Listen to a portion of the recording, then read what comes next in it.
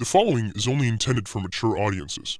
This program contains strong language, controversial opinions about controversial people, outrageous guests, and true villainy. If you cannot handle these things, then respectfully, you are a bitch. And this probably isn't the show for you. Viewer discretion is advised.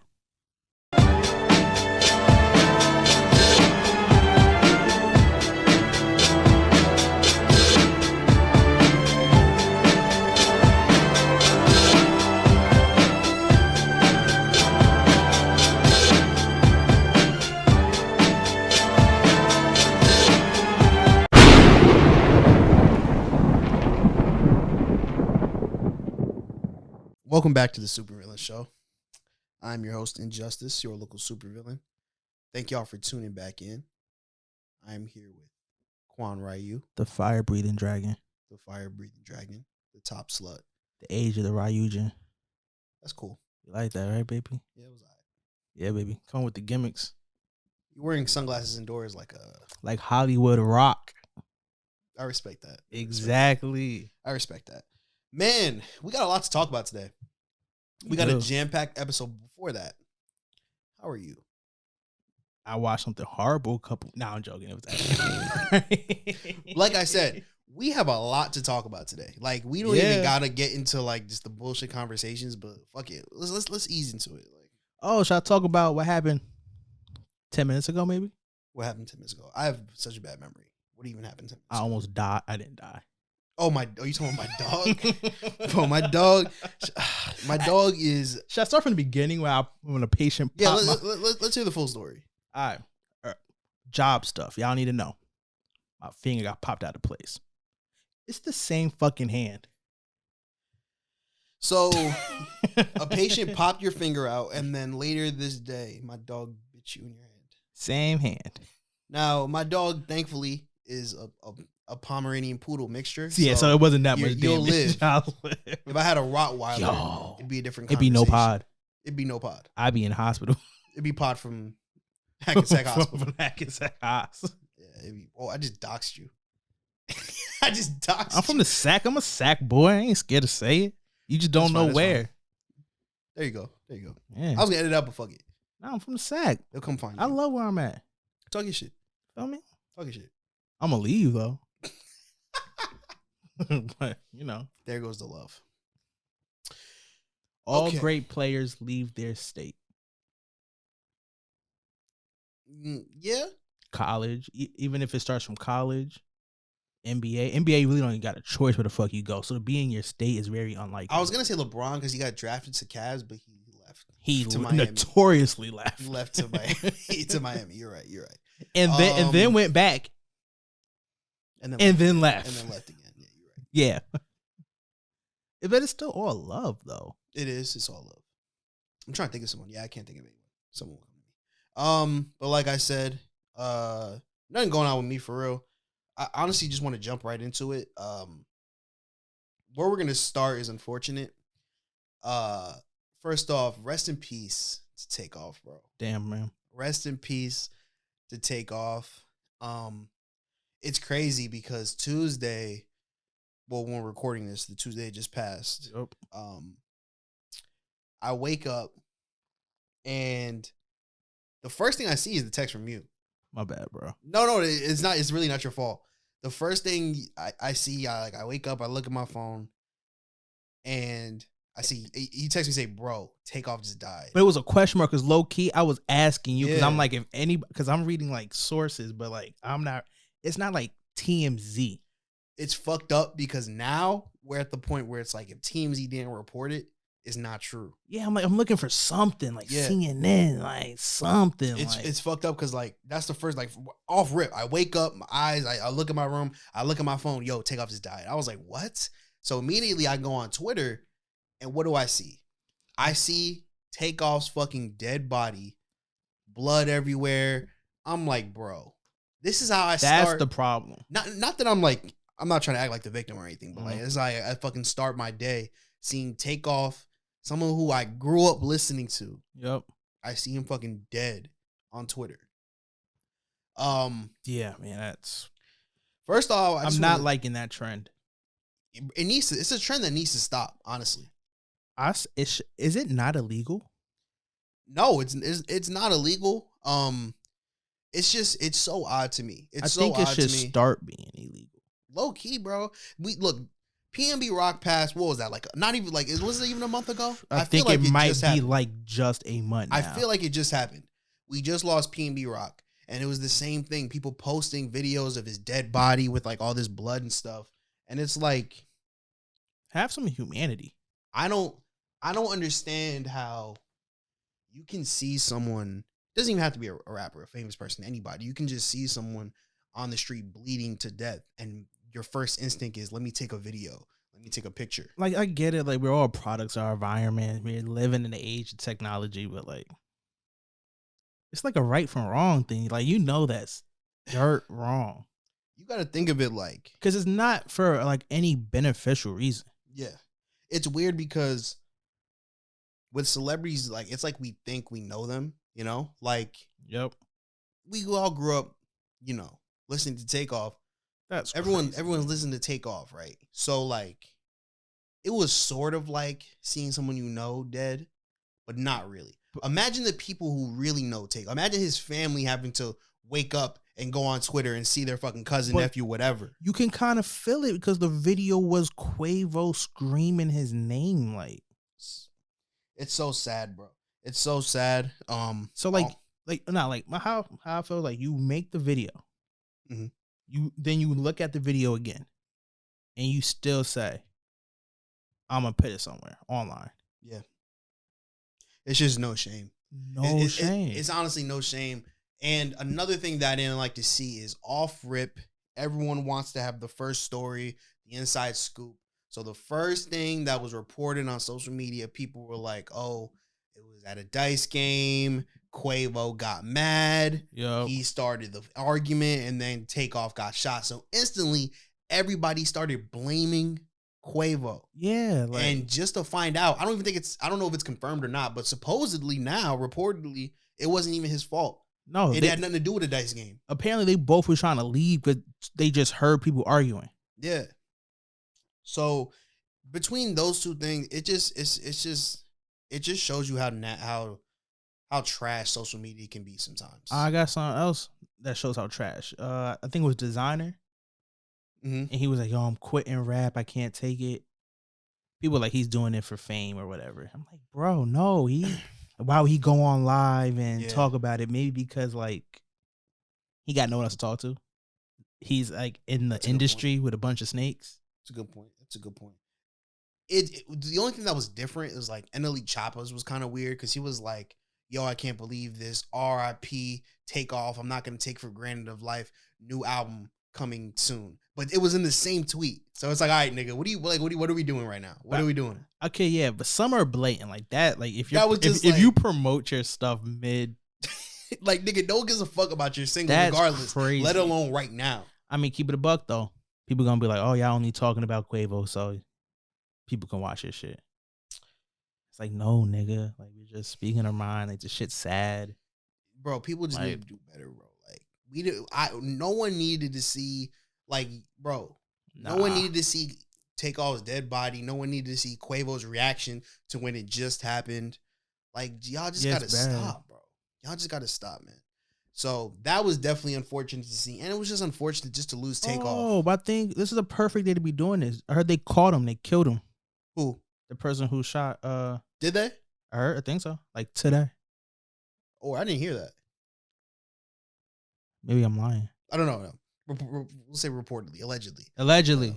Yeah, I'll find out later. I heard from someone else who heard. Yeah, from someone else who heard. But I just think it just comes back to like people wanting to be the first to get like the scoop, people wanting to first get the story. The same thing happened when DMX passed. People were so quick to say, "Oh yeah, DMX died," so they were like putting it out before he even passed. You know? Yeah, it's kind of nasty behavior. Yeah. But yeah, once again, this was just sad to see, just because obviously it's sad to lose someone at such a young age. But Takeoff, someone who we were just talking about this, he was never in any drama. He was never in he was way. the most chill, most humble. Like nigga, honestly, bro. Migos in general. Like they might rap about certain shit. They're really like out the way. They're not. Yeah, honestly, bro. And then he was the most out the way out of the niggas that was out the way. Yeah, that's a fact. So like, I don't know. It's fucked up, man. It's extremely fucked up, especially since we don't know what the terms of them are, but like Migos had just broke up. Quavo and Take just put out a tape. We like the last pod we were on, we were reviewing their tape. Yeah, but like how I feel is like it will always be bigger than that. They might not want to do business with each other. It will always be family. So like Facts. it's Literally. fucked. It's fucked. Like yeah, for sure. It's just sad, man. It is. Rest in peace to Takeoff. He will be missed. And not just because Migos won't come, but like it's just fucked up. It's another black man getting killed. Yeah. In public. Yeah. And it's only used to bend narratives about how black people act towards each other. It's just bad all around. For sure. Prayers up to Take's family, everybody involved. Prayers up to Quavo. The fact that it happened right in front of Quavo, that's going to change him for the rest of his life. It is. Bro. For the rest, like you can see his reactions, like supposedly, he like fainted. Like they had to carry him out. I heard some girl say that. Yeah. Yeah, and like, yeah, man. And they always use shit like this to blame. Every time a black rapper died, they blame the black rapper. No matter what the case is. It's always their fault for rapping thug lyrics. It's like, it don't work that way, man. Yeah. Like, some of these people are just storytellers. True. You can't be like, oh, because you speak about it, you can just die. Like, that don't make any sense to me.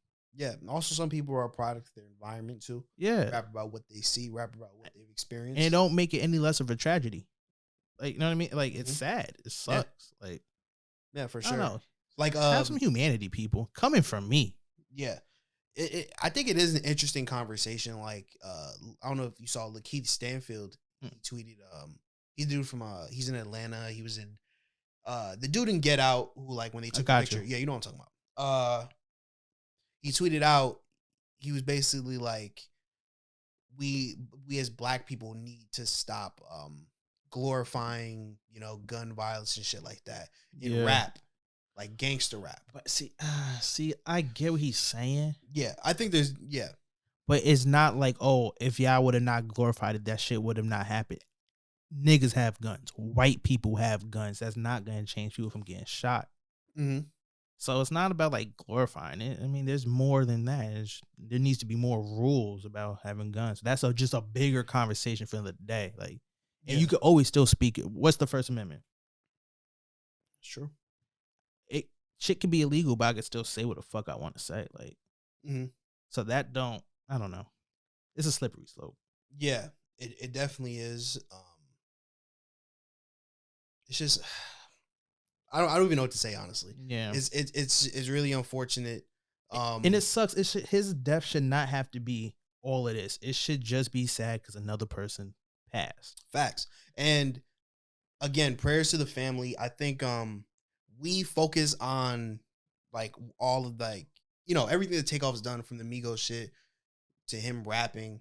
Like that's what we focus on because that's what we know. But obviously, it was a person, he had a family. Exactly. So, like, but as far as what, he's gonna be remembered by, I think he should be celebrated just because we were talking about this earlier. Migos, the run that the Migos have been on, bro, is unprecedented. I mean, low key, the Migos are one of the greatest rap groups ever. Yeah. Ever. Yeah. They changed how much they've changed rap, how much of an impact the Migos have had on rap they today. A lot. A lot. Like, when I talk about influence, direct influence. Every last one of them, together and separately. Absolutely, bro. From all rappers that are hot right now, Lil Baby, Gunna, Young Thug, the Drake and 21 album, all have direct influence from the Migos, and that is a big part because of Takeoff. And Drake never even shied away from like Migos. Like he put the Migos on, but the Migos put him on. Yeah, you know what I mean? Like, and when Drake admits from like ripping niggas off, it's real. And they also probably had to be cool people because Drake, for sure, Drake's move with the I take your shit. Yeah, facts. Like he didn't have that energy for Big Sean, but But yeah, the impact that Migos have will never be forgotten, and a big part of that was because of Takeoff. Takeoff was, let's be honest, he was the best rapper of the group. He lyrically, he was the best rapper of the group. He was known to get on tracks and go stupid, bro. Yeah, stupid. And I don't think that was ever like a argument either, like especially when it's talking about like favorites, because you could not like the most lyrical. Yeah, so I think with Migos, they all brought something different to the table. Like Quavo, yeah, like just his ad libs and his hooks is what was really crazy, and I think his flow, and I think that Takeoff just lyrically was just top tier, the best, and I think Offset was kind of like a mixture of the two. Yeah, and I know a lot of people are gonna be like, "Yo, that's always been their favorite," and whatever, right? And it's understandable. Also, like when someone passed and you start like listening to it again, it do hit harder. Also, Yeah, almost all the time.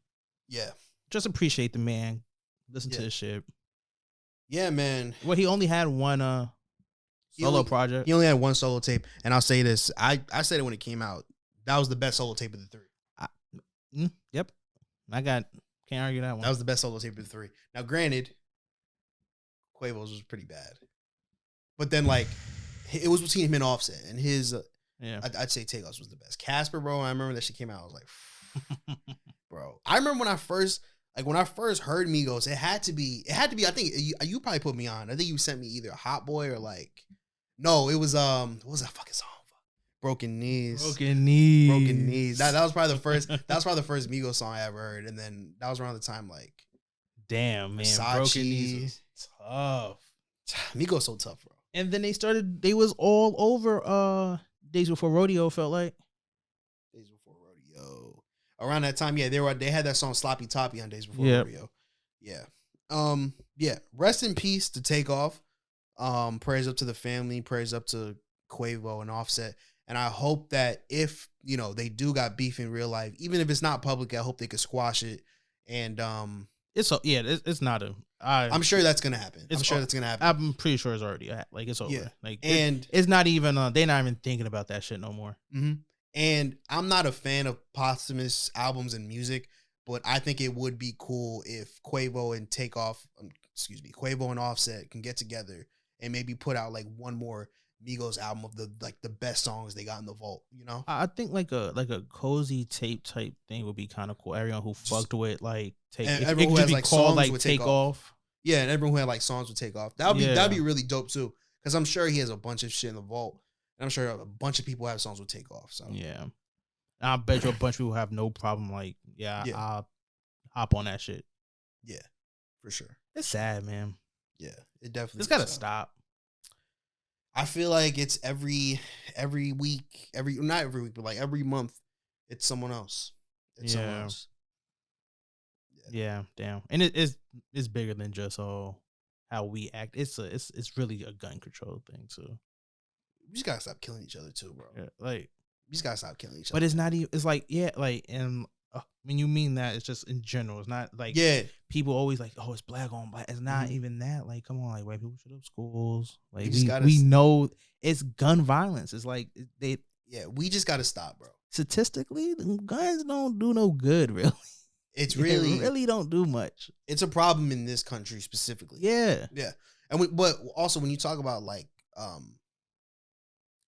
when it comes to like us, I feel like most of like gun violence on black people is caused from black people. I'm pretty sure, so I think that conversation is granted, I guess, but like in the bigger picture, in the bigger picture, it's the thing that America taught us. We was taught to take what we want. Like America is made off of taking.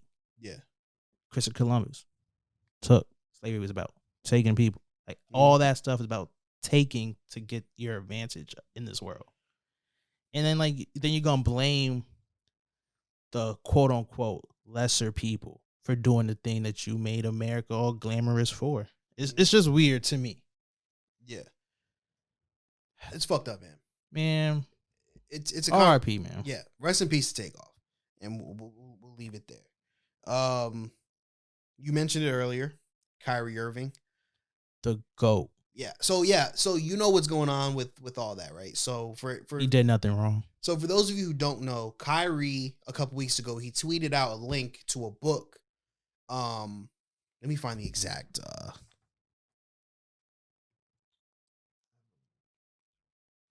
I don't know the exact name of it, but so Kyrie, he tweeted out a link to a book, and people were saying that the book that he tweeted out pushed anti-Semitic rhetoric. I didn't even. It was the book. I thought they were saying the person who made the book was anti-Semitic. No, I'm pretty sure it's the book itself. Wait, was it a book or a movie? Yeah, it's a. Yeah, I'm pretty sure it was a book. I'm almost positive. Yeah. Look at us. We learning on the fly, man. But it was a film and a book. I feel like it's a reach though, because I feel like what he posted wasn't nothing like anti-Semitic. It was like, oh man, you posted someone who is anti-Semitic. Like that's kind of crazy. Let's be real here. People love Gandhi. Do we want to talk about Gandhi? Did not like black people. Okay, that's true. Oh, you're going into something like totally. I mean, because like if you're just gonna like, I'm gonna quote someone, then you're gonna blame me for the things that I quoted, like the person. Like that's not my. I'm not that human. Mm-hmm. Don't be mad at me because they did some shit. Like I'm talking about the good, the thing that I. You know what I mean? That don't make sense. People do better. Come on. Okay. So yeah, it was a book. I think it's attached to a movie. So Kyrie tweeted out, it was a link to a book on Amazon titled "The Hebrews to Negroes: Wake Up, Black America." Yep. So supposedly, again, I know nothing about this book. I didn't read the book. So people are saying that the book promoted a conspiracy theory that Jewish people are imposters who stole the heritage of black people. Now, again, I don't know much about the book. I haven't read the book. All I know is what people are interpreting of the book. Yeah. Now, Kyrie Irving, he didn't state that, yo, y'all should read this book. Yo, I love this book. Yo, I agree with everything in this book. He literally tweeted out a link to the book. Expand your mind. See other things. He obviously got backlash because of this, and people were calling him out for being anti-Semitic. And a reporter asked him about it, and they got into like a shouting match. Where basically, he was like, "That's not why I shared the book. I shared the book." I forgot what reason he exactly said, but basically, he was just like, it just what I took for it as people. He wanted to learn more about like the history of black people and stuff like that. So him not apologizing off rip, it just pissed people off. Yeah. So then we saw at the Nets game, there was Jewish people in the front row with anti-Semitic shirts. So non-anti-Semitic. So they're Kyrie supporters? No. If you're anti, that means you're not. You're Semitic. I confused myself. All right, they were boycotting. I guess boycotting. I don't know. They were just fans and they just did it the wrong way. They were not fans. I'll tell you that right now. They were not fans. They were fans and did it the wrong way. They were there in protest of Kyrie, right? So the media and even like the NBA specific media, Stephen A. Smith and Shaq and Charles Barkley, they were condemning Kyrie, calling him, pushing that, he's being anti-Semitic or that he's pushing anti-Semitic rhetoric. And Kyrie Irving, he stood his ground. He said that I wasn't trying to be anti-Semitic. He said that y'all are trying to put this label on me. He said that he agreed with a certain aspects of that book and that he didn't know that it was pushing the narrative that Jewish people were imposters and anti-Semitic things. Yeah. So, but people kept asking him like, yo, you should apologize. And he said, I'm not going to apologize because you guys. He has nothing to apologize for. What ended up happening was now he's suspended for at least 5 games. Nike has suspended their contractor partnership with him. And he ended up apologizing on his Instagram. He should have never folded. I feel it. Like he probably would have just been kicked off the team, truthfully, because people be bugging out. And I know this is like really hypocritical because we just had to think about Kanye. Kanye outright said some shit you just don't say out loud. Yeah. Kyrie just reposted something. He could have reposted something he hated for all we know. And y'all like try to crucify him. I agree. How crucified? And you know who got crucified? The big guy. No. Is he really the big guy? The big guy. The second big guy, right? It's all one. But you know who he was, The right? Holy Trinity. But you know who he was, right? Or what he was. The son. A Jewish guy. He was Jewish, yes. Yeah. So maybe Kyrie is how he said, how can he be anti-Semitic? I think if he is, if you know, you know. I agree with you in the fact that I don't think he should have apologized. I don't think he was necessarily wrong. And I do think that because of all the shit going on with Kanye West, I feel like the push for, to outlaw people being anti-Semitic is really strong right now in the media. I mean, which it should be. People shouldn't be anti-Semitic. I just don't think that Kyrie necessarily in this situation was being anti-Semitic. I think it was bad timing. It was definitely bad timing. I think it's always bad timing because people hate Kyrie Irving regardless. Whatever Kyrie Irving does, people are going to get shit on it. I love that man. And I think sometimes he does bring it on himself, like the vaccine shit.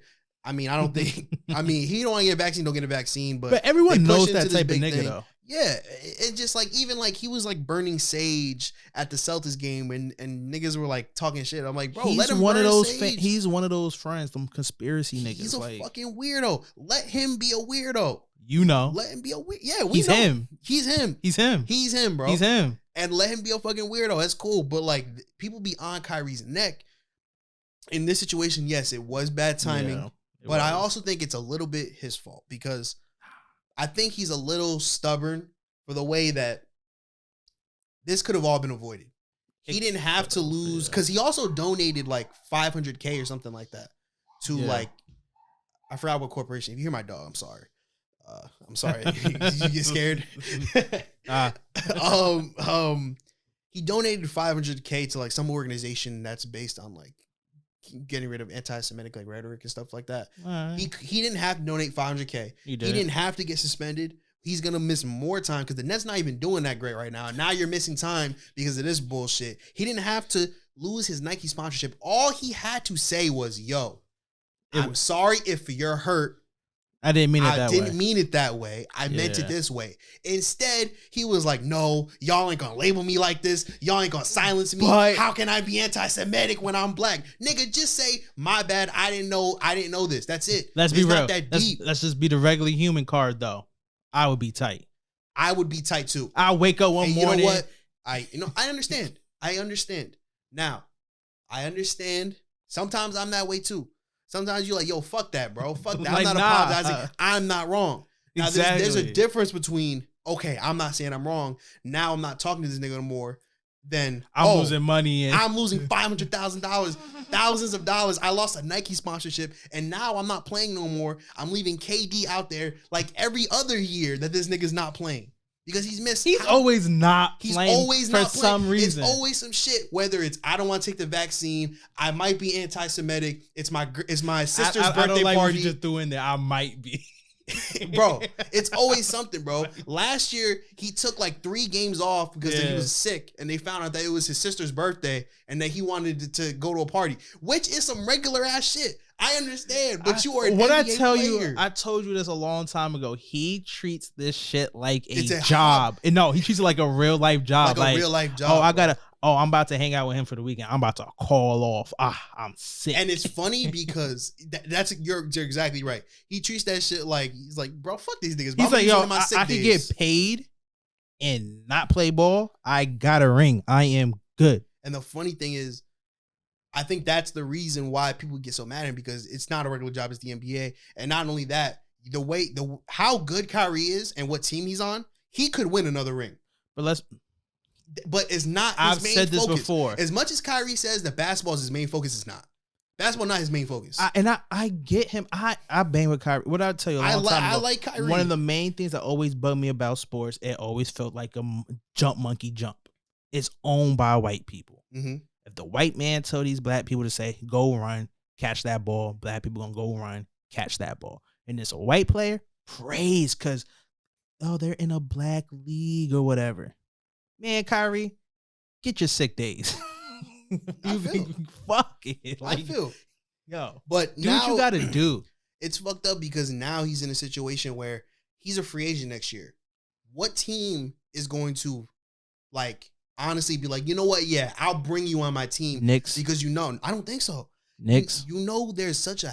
All right, first of all, the Knicks are probably the most famous basketball team in the world. If you think that he's getting negative attention on the Nets, imagine the negative attention he'd get if he was on the Knicks. If you're on the Knicks and you're an all-star player and you trip and fall, they're going to talk shit. He going to be on the Knicks. Bro, he going to be in the Knicks. They're going to absolutely hate him. But realistically, I don't know if it's New York, baby. It's New York, baby. I don't think so, bro. I don't think there's a basketball team that is... I don't know if anyone's going to want to sign him. My dad said he going to end up in LA. And the Lakers? Yeah. I don't think so. Today, LeBron, he went on a press conference. They asked him about Kyrie. He was like, he hurt a lot of people. Because LeBron's smart. LeBron's political. LeBron, he's like, you may ruin your Nike bag. I'm not ruining my Nike. Because LeBron's Nike bag is $1 billion lifetime Nike bag. And let's be real. He might relate to what Kyrie's saying. He's not going to say that shit, though. Say that shit? He might have not finished. He might have not went to college. But he ain't a dumb nigga. He ain't dumb at all. I don't know. Maybe the Lakers. I don't know. Kareem Abdul-Jabbar has some strong beliefs too. And the Lakers took him. No, for real. Kareem Abdul-Jabbar actually low-key was like similar to Kyrie in like activism and shit. I mean, look at that nigga name. You never know. Free Kyrie, man. Free Kyrie and free Brittany Griner. Yeah. Now on the free Brittany Griner train? Yeah. Should have never went over there. Now it's on. Nah, I feel. Should have never went over there. I mean, I agree. I wouldn't go to Russia either. My dad got mad that I said that. That how dare you? Not how dare you, but like, oh man, it's not really her. I would never go to Russia. But look, also the WNBA players, they don't get paid. Paid at it. They probably the Russian players probably give her a bag. Pick a better job, nigga. That's what she does. She's a basketball. She's a hooper, nigga. Imagine, bro, if you're a professional basketball, if you're a professional or anything, do you think that you're gonna quit that and then go work at fucking Popeyes? Imagine seeing Brittany Griner 7 foot ass at Popeyes. You can be like, damn, Brittany Griner, you fell off. You big. Imagine hearing that every fucking day. Okay, I'm gonna ask you something. Big podcast guy, right? I am. And let's say your only option is to do a podcast in Iraq. That's your only option. You're not gonna make the most money unless you do that. You doing it though? Oh, like if I'm famous already? No, like that's the only way. That's a guarantee of getting a bag. Like, well, all right, it's a different situation for me because podcast is not the only thing I do. That's true. The only thing she does is basketball. She could have been a model. The only thing models don't got to be pretty all the damn time, bro. She got the length. She could be. I said what I said. She could be a model. And I don't got the beanie and glasses because I wore that last time and everyone would say you look like Brittany Griner. You look, you do, bro. Like, I look better. Maybe now because she's in the Russian jail. Yeah, she probably can't. Because I'm sexy. If I look like her, she's sexy. You saying Brittany Griner looks sexy? Like for the dykes or for the non-dykes in there, you know? Is that politically incorrect for me to say? I don't know. It might be. I don't know. I thought dykes like be called dykes. Like they're dykes. I don't know. Well, I guess we'll find out. All I'm saying is she probably living all right in there. She probably don't want to be in there. But your question about about Iraq, how much is the bag? It's a pretty big bag. 6-figure? Yeah, you're 6. Let's be real here. Like I want that Joe. If I'm going to Iraq, I want the Joe Rogan Spotify bag. I don't think Iraq is paying you like that crazy. Then I'm not going to Iraq. Point exactly. YouTuber.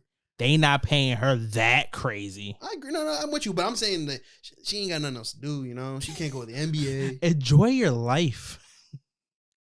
She thought she was. She's like, I'm gonna get a quick bag. I'm gonna get this quick bag and get the fuck out of Russia and never go again. I would never go nowhere. I have to hurry up and get the fuck out of. Seems like a risk, an unnecessary risk. That's not true though. That wasn't a black move for That's not her. true. That was very That was some white- unblack That was of some her. white people shit. You're saying Yeah. low key. But again, we don't know what that Russia bag is. Imagine they were like, "Yo, I'll give you $5 million. You come play in Russia for 8 weeks." Well, at least I know I'm gonna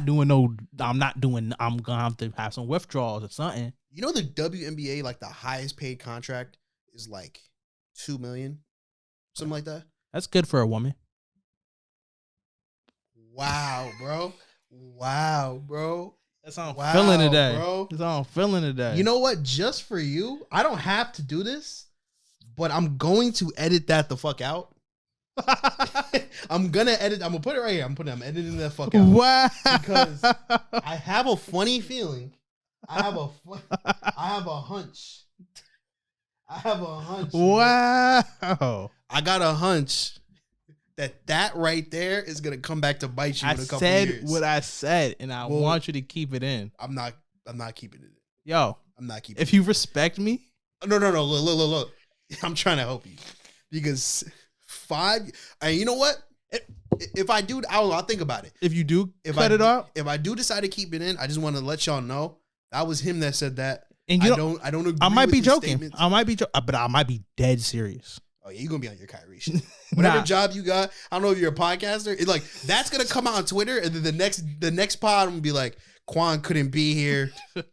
I can't talk about it right now, but I don't agree with his comments. I don't want you to cut it out, but if you do cut it out, I want you to keep everything else in, so they're wondering why we're talking about this. You're gonna lose your Nike deal in 5 years. I'm signing Adidas, bro. You're gonna lose that. You're definitely gonna lose that shit. They fucking And drop then I'm Kanye. going to They Nike. gonna drop your ass. Nike not gonna take you. You better go to Skechers like Kanye. I'm swooshing it. That's gross. Just do it, boy. You know, you think like let's say you're famous, right?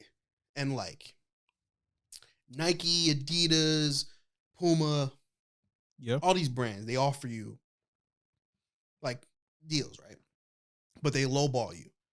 Like they're all like, here's a $50,000 deal, here's a $60,000 deal. What am I famous off of though? Just pick something. Let's just talk like I'm. Let's say you're famous off this. Yeah, Famous podcaster. I would do a Shaq. Wait, no, let me finish. All these famous Nike, Adidas, all the famous ones, they lowball you a couple thousand here and there. But then Skechers comes around. We'll pay you $10 million. Well, then you gotta wear Skechers, Skechers. yeah, So fuck you're it. gonna wear Skechers. Yeah. You know, I feel like that's an easy answer, sure. And call me, I don't know. I don't see myself wearing Skechers every day. 10 mil though. Fuck Maybe the money will change my mind, but Skechers are so fucking ugly, dog. If I have 10 million, I can put enough stock into Skechers. Like, yo, I'm about to make some fire ass Skechers. Like, even if the people don't like it, See, I'm that's gonna wear different. it. That's different. If I get like a little bit creative control, if I can make my own Skechers shoe, then yeah, I do it. If they offer me 10 million, I'll be like, yo, I'll take 5 because I had never even had $1 million, so I'm cool with 5. But you gotta let me have some creative control on how this Skechers shit work, bro. See, that I'm cool with. I'm cool with that. I'll co-sign that. I'm cool You know? with that. Yeah. It's all about it could be all right. It's just a name. Skechers is just a name. I might be able to save Skechers. I just like Geox. Geox, the shoes. That- Me and Johan were just talking about it the last The pod. shoes That's that funny. breathe. That's funny. Shout out Geox. Okay. What else we gotta talk about? Oh yeah, Elon Musk. I didn't know this was part of. You didn't hear about it? He's white, right? Elon Musk is white. Oh, But he's also Twitter. African. He's also African. No, why? Mhm. My African brother. He's an African American, technically. Is this facts? It's facts. That white guy? Mm-hmm. He's from Africa. I That's- think he's from South Africa. But That's what's up. this was the first week of just Elon running Twitter, and he made some changes. The big change that a lot of people are upset with is, you know what Twitter Blue is? Twitter Blue is it's like a premium Twitter. It's like an 8-month subscription. Oh, you didn't see my tweet? What was it? I'm about to start having that blue check, baby. Yeah, because a lot of people are upset because for $8 a month you can be verified. I paid $5 a month for GTA online. You don't think I'm gonna spend $8 to be verified? A lot of people are upset with this because, like, oh, now just anyone can get verified. Just anyone can get verified now. You don't gotta be Yeah. you You just had to do it a little more. It's more hoops you had to go. like you gotta like have a bum ass video go viral. Now you're fucking verified. Oh no, there's like you never seen on people that have like that verify and they be like having 1,000 followers. yeah, You just gotta know someone really. yeah. So now it's like no longer like exclusive really. It's no longer exclusive. Good. Yeah, it's just verified. Because I'm that nigga. I'm better than LeBron. I'm better than Michael Jackson. Talking shit. You're verified. I'm better than Michael B. Jordan. So, but now verified means nothing. It's like you remember we had the Wii and you could create like me characters. Yeah. You know, like you could like change like the pants brown and it'd be like a little crown. That's what being verified is now. That's what's up though. Yeah, I don't know why people are upset. I'm verified. I'm a verified ass nigga. Oh, so you paying the $8? Yeah. I don't know. I don't know if I will. Oh, because wait, it depends how many people get verified. Because then the people that's not verified are gonna be the cool ones. See, my thing is, are they gonna do that for Instagram? Because if that's the case, then famous people are gonna start seeing my DMs. That means damn, Georgia Smith. I like your dedication. Your fucking DMs. I like your dedication. I'm gonna bag Georgia Smith one day. Or I am. I'll beat your ass. That would be out of straight like I'll beat your ass. pettiness. Because I don't. She is bad though. I would have to like throw you in the river. But yeah, Georgia Smith. Hit my line. Come on the show. Yeah. Come on the show, man. Come on, right? Bro, in the summer, she was doing she was like a part of like a show in like, the city. And this girl I was talking to at the time was like, yeah, we should get tickets. And she was like, you always post Georgia Smith on your page, so you want to see Georgia. And I was like, I'm keeping it being with you. Georgia's there. There's no point of you being there. There's no point. If I see Georgia, it's like, all right, bye, get out of my face. So you're gonna be one of those girls who takes their boys to one of those girls? Like some Usher shows, and then when Usher called them on stage, they don't got a boyfriend no more. Yeah. And then she goes like, she can be mad when I meet up with her later, but like, you're still here? Wow. And like, it's nothing against her. It was nothing against her. It's Georgia, dog. It's Georgia. That's like the love of my life. You feel me? That's for booty stank. See, don't do that. Why are you doing that? Why are you doing that, bro? Well, she just didn't. Why are you doing that? Why are you doing that, bro? Why are you ruining this? Today she hella musty. Why are you ruining this image that I have in my mind right now? That's a whole lot of booty to be stanking. Why are you doing this? That's Rikishi booty stinking. Stop right now. Don't do this, bro. Don't do this. Yeah, y'all know what I mean, though. Y'all know. Happens to the best of us. Rikishi booty is crazy. I'm not gonna lie to you. What else? Oh yeah, happy Halloween! Hooray! Oh, talking about Rikishi randomly because y'all don't understand this. Wow, our boy hit me talking about Rikishi was his favorite wrestler. I'm like, Rikishi out of all people, you know, our boy. I don't know if I'm just gonna say it on Taji. Oh, he said Taji Rikishi's favorite wrestler. Shout out Taji. Why Rikishi though? That's funny. That's actually funny. That's actually an interesting choice. I thought that was so hilarious. Like Rikishi definitely had moments. Y'all don't. He was Rock's cousin, shaking ass. He was definitely at Comic-Con. I don't know why he didn't. No way. Yeah. Rikishi and somebody else. Oh no, that was for Friday. It was like the first day. Rappers always mention Scotty Too Hottie because he was lit, bro. And never Rikishi. He was breakdancing, bro. Because Rikishi is different. Rikishi not hip hop. Big ass booty called Rikishi. Bam, bar right there. That's my next song. Talking shit. Yeah, nigga. What was I gonna say? Oh yeah, what'd you dress up for as Halloween? We were supposed to dress up this year. We never did. I dressed up as a nigga going to work. Yeah, I think that's what it was. I think we were just like, equally we were busy, so we just didn't mention it. Yeah. Next year we'll dress up. Yeah, we gonna get fly. Watch. We should do a pod. We're like, yo, why are we gonna look like the way we trying to look for Halloween? We could just do the pod. Maybe we go trick or treating. You could throw a party and do the pod during the party. We'll do that at your crib next year. Damn. Plan initiated. Boom. There it is. What's the best costume you've seen on Instagram and all that? I love it when the girls do their birthday suits. Wow. People have their birthday suits on? Yeah, costumes. Any type of costume. That's not the birthday suit, though. You know what a birthday suit is? Yeah. And that was their costume. Their costume was their birthday suit. Who are these women? OnlyFans chicks. So you pay for OnlyFans. You're definitely paying for the verified if you're paying for OnlyFans. No. Check that Twitter. Oh, okay. I see.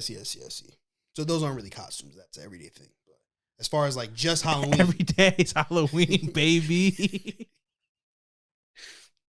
Bro, this is the second year in a row that I've seen like an enormous amount of Velmas on my feed. I feel like the best costume I saw was Comic-Con, bro, honestly. Yeah, Comic-Con has some good ones for sure. What's her name? Kim Kardashian, just like Mystique. And I thought it was fire. She went to a non-costume party dressed as Mystique. Is hilarious. I thought it was fire until I saw a picture of Saweetie's Mystique last year. And yeah, Kim's was trash. Oh, man, I want to see it now. I'll look it up later tonight. You should. I recommend. Wow. Did you see Joker? I mean, did you see Diddy? You see Diddy's the Joker? Nah, did I see Joker? It was Joker running around. He was fucking on one to the point where give me he a was short about film. He was nah. Shout out to my boy Randy. He said, "Could you see that clip of him like talking as the Joker for like 30 seconds?" Yeah. He was like, that 30 seconds was better than Jared Leto's entire run as the Joker. I like Jared Leto. I know you like Jared Leto, but I thought it was funny. I thought it was funny. But he was killing that shit, bro. Diddy was Joker. He was Joker, dog. Diddy was Joker. To the point where he was arguing with the nigga outside the club and he started laughing like the Joker. That was hilarious. Oh, and then he hugged and nah, we're not gonna do this today. Yo, that's scary. Shout out to Diddy, that's bro. Scary, bro. Supposedly Diddy goes all out for Halloween. That's a nigga I want to hang out with. Diddy. I don't trust him. I wouldn't sign to him, but you know, I wouldn't be close to him either. Damn, why? What did Diddy do? He don't have a lot of friends. They not here no more. Damn. I mean, it's just Biggie, bro. Chill. He was literally just. Oh, Biggie. it's just Biggie. Biggie's nothing. No, I'm just saying that's one person. What you really trying to say? Oh, he's just one guy. Don't do this. Don't do this. This is not what we're doing right now. This is not what we're fucking doing right now. I'm not gonna let you. I'm not gonna let you. I don't have the energy to do it. I'm not gonna let you push this narrative. I don't like what you said about Biggie. That was kind of fucked up, man. I didn't say anything wrong about Biggie, bro. What should we get into first, bro? You want to get into the new music or you want to get into the nerd talk? Let's talk about the music. I don't know. It's up to you. You the boss. So we got a lot of good music, bro. I'm one for slandering music. We got a lot of good music, man. Let's go through the music. I want to save fucking Black Adam for last. But yeah, let's get into the best for last. I understand. Okay, let's do this. Yeah, sure. Before we get into the albums, let's talk about what's some singles that came. You heard the new Ice Spice? Oh, the SpongeBob bottom. The SpongeBob. I'm not gonna hold you, Ice Spice. I apologize. Last time we were on the pod, I was thought saying she was gonna have another hit. Be a one-hit wonder, and then you shut me up. She's annoyingly catchy. That shit was fire. But she's no Florilla. Glorilla. It's Glorilla. It definitely is Glorilla. It's definitely. I messed up the first time, but I wanted. You had to double down. I understand. Yeah, I understand. Yeah. Yeah. Bikini Bomb was tough. I'm not gonna fucking do a deep dive on fucking Bikini Bomb. On her fucking cadence and shit like that. It was tough. Right? It was a tough single. It's the same shit, but Bikini Bottom song. Yeah, the beat was cool. It's her music videos that be. It's just her ass. I understand. What did Drake say? She had 10. Hey, turn the music down. It was good on mute. I can't wait to talk about that album. Goated. What was the single that Uzi dropped? I just wanna rock. You know what's weird? That song's been like on TikTok like for months now. Yeah, but so it was just. Honestly, it wasn't like released, and the song is really just the TikTok part. Yeah, and I feel like that's the new wave now. Like it gets on TikTok, then you finally drop it. Yeah. So I thought it was gonna be like a new song. I was like, oh, I heard this shit before, but it was fire though. Shout out to Uzi, bro. I might need a Uzi. Uzi. Hey, the Drake one was cool. It was, but Uzi's that sounds like real. Well, we're from Jersey, so. You know what I mean? Jersey Club. That actually sounds like club music. I never was in the Jersey Club. Bro. I can't dance Jersey. I don't like Jersey people. What the fuck is that weird Jersey party scene? Because you know what it is? It's like I can't say it. Never mind. We'll talk about it. Yeah, I can't say it. We're gonna have one day. We're gonna have but the dry humping thing is weird to me. Oh, in the club. That's not a Jersey thing. That's just the thing. But it is a Jersey thing that went national. Okay, maybe it's actually not a Jersey thing. It's something else that I want to say, but people are so sensitive that it's somehow gonna get spent to something else. Just don't say it. Yeah, you're gonna get canceled this episode. I can feel it. Yo, cancel me, baby. That means I got some attention. I can't wait to see you lose your Nike deal one day. Ice Spice, let me hit, and then block you like Drizzy. Two light skinned ass niggas. What you trying to say about Drizzy? He's a light skinned ass nigga. It's kind of anti-Semitic. That's crazy. Was it really anti-Semitic though? Is he not Jewish? It doesn't matter. All being Jewish don't matter is crazy to say. Like, wow. I would never say such a thing. I think being Jewish is a beautiful thing, people. I concur. Because you know how good Jewish people are?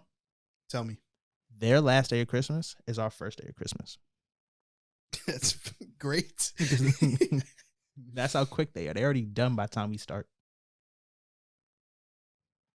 Think about that. I'm just gonna agree and move on. You know who else is Jewish? Tell me. MJF. Is MJF Jewish? Yeah, he is Jewish. Yeah, he calls himself a little Jew boy on Whoa. That's a crazy thing to be saying. That's what he literally said. He said, I never heard that before.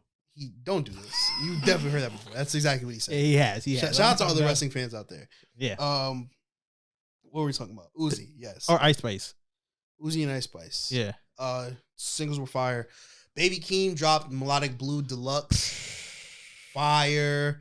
He finally dropped a leak I was waiting for. It's funny because like there was a couple Baby Keem leaks I was waiting for. One was Vent, and that ended up being on the album. Yep. And then another one was Naked Freestyle, which he dropped on the deluxe. He changed it a little bit. Oh, he did? I like the OG version better. I like the leak better. I never heard the leak, so yeah, I'll play it for you later. It's better in my opinion, but it was still fire. You know my favorite song. The Uzi shit. do. Do, do, do, do. Low-key, we do need a Uzi. Exactly. Tape. That low-key be fire. Which I think, people. Uzi and Ice Spice. Comment below. That's interactions. That's fan interactions. Okay. We on one today. Let's start with the Smino album. It's bittersweet for me. Let's start with the sweetness. I'll let you. I know you have good things to say, so I'll let you start it off. Yeah, I got good things to say. Smino dropped his album Love for Rent on the 28th. Let's start with the album cover. The album cover was dope. It's basically, is that a chair or piano? Oh no, it's like a painting, I think. Yeah. It's like a painting and it's just like it's Smino and then like a bunch of other people. Is that him? Because I didn't know the guy, truthfully. I'm uncoached. I don't know Smino either, nigga. No, I mean I don't know how he looks. Oh yeah. That's him in the front. I think those are other people. Oh, okay. It looks like oh no, that might be a mirror. Mirror, mirror on the wall, who's the flyest of them all?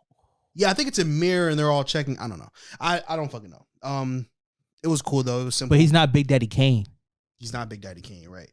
I'm surprised you know who Big Daddy Kane is. Shout out to you. Yeah. You want to hear a little Quan fact? What's up? I was born and my mom was watching the Big Daddy Kane music video. Oh, word? Yep. And I came out like, That's tough. Big Daddy Kane saved my life. Shout out to Big Daddy. Did he? Yeah, actually he did, because I was also one of those babies that got caught up in the Oh. If it wasn't for that music video. Damn. Shout out to Big Daddy Kane. Shout out to that's my nigga. Shout out to my nigga. He looks actually very scary. Oh, now? Yeah. Shout out to Big Daddy Kane. Hip hop legend, Big Daddy Kane. Oh yeah, I forgot you were supposed to listen to Forest Hill Drive, did you? I was gonna say, what is that? That's that J. Cole shit, right? It don't matter. You know what J. Cole is? The Black Adam movie. All right, I'm gonna stop you right there. Let's continue with this Smino album before the slander, before the J. Cole slander comes. But yeah, Smino dropped Love for Rent. Not that long of an album. How many tracks was it? 15 tracks long. I thought this was really fire, bro. I think that this was my first time going into a Smino album like when it drops. He was just one of those guys where I knew he made great music, but he never like really piqued my interest like that. Like his music is just cool, it's a good vibe.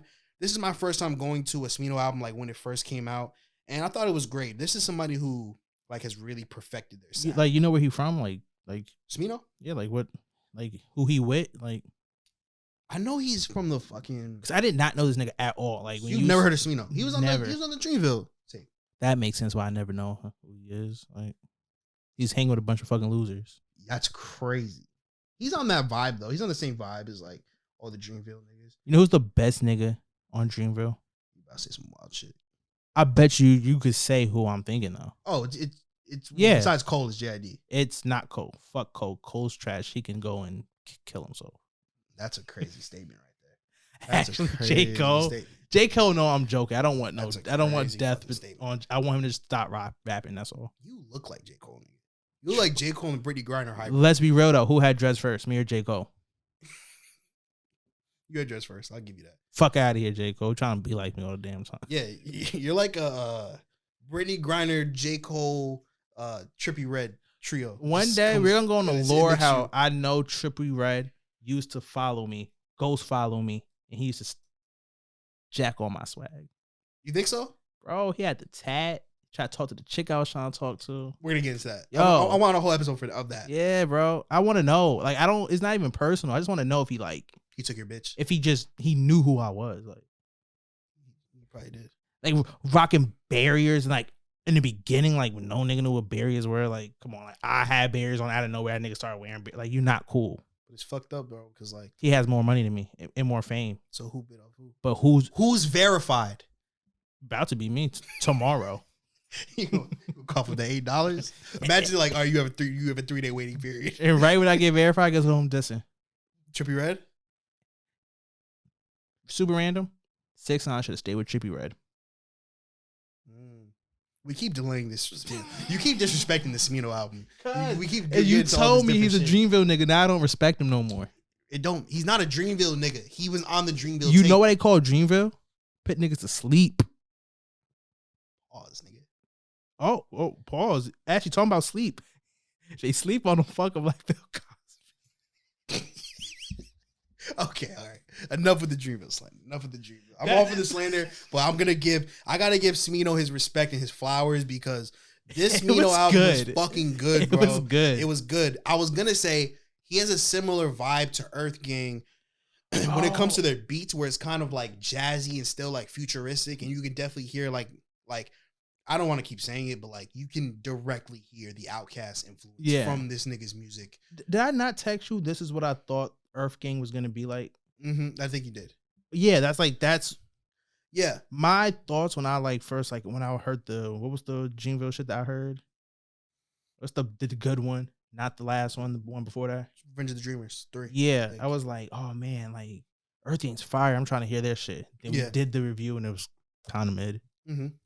This is what I thought it was gonna be like. Yeah, this was a vibe, bro. I thought this was great.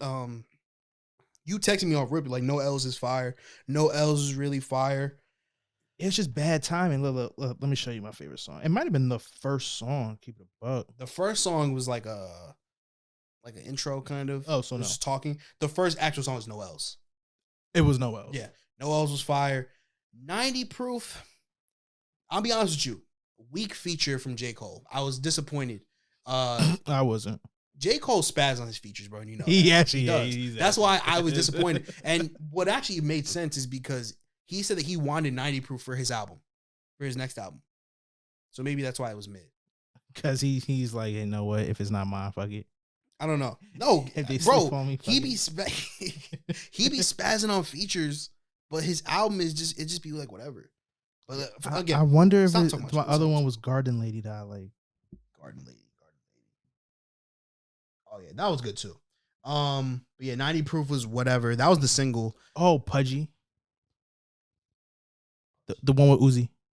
That was, you know what? That was I liked it. That's a weird collab that I didn't expect to like, for sure. That's why I was like, yo, who is this nigga? At first I thought it was kind of just like some not underground nigga, Mm-hmm. but like, you know, He's not underground, but he got the Uzi feature, so he's really not underground. also I don't know if I told you that. I told you he's from St. Louis. No.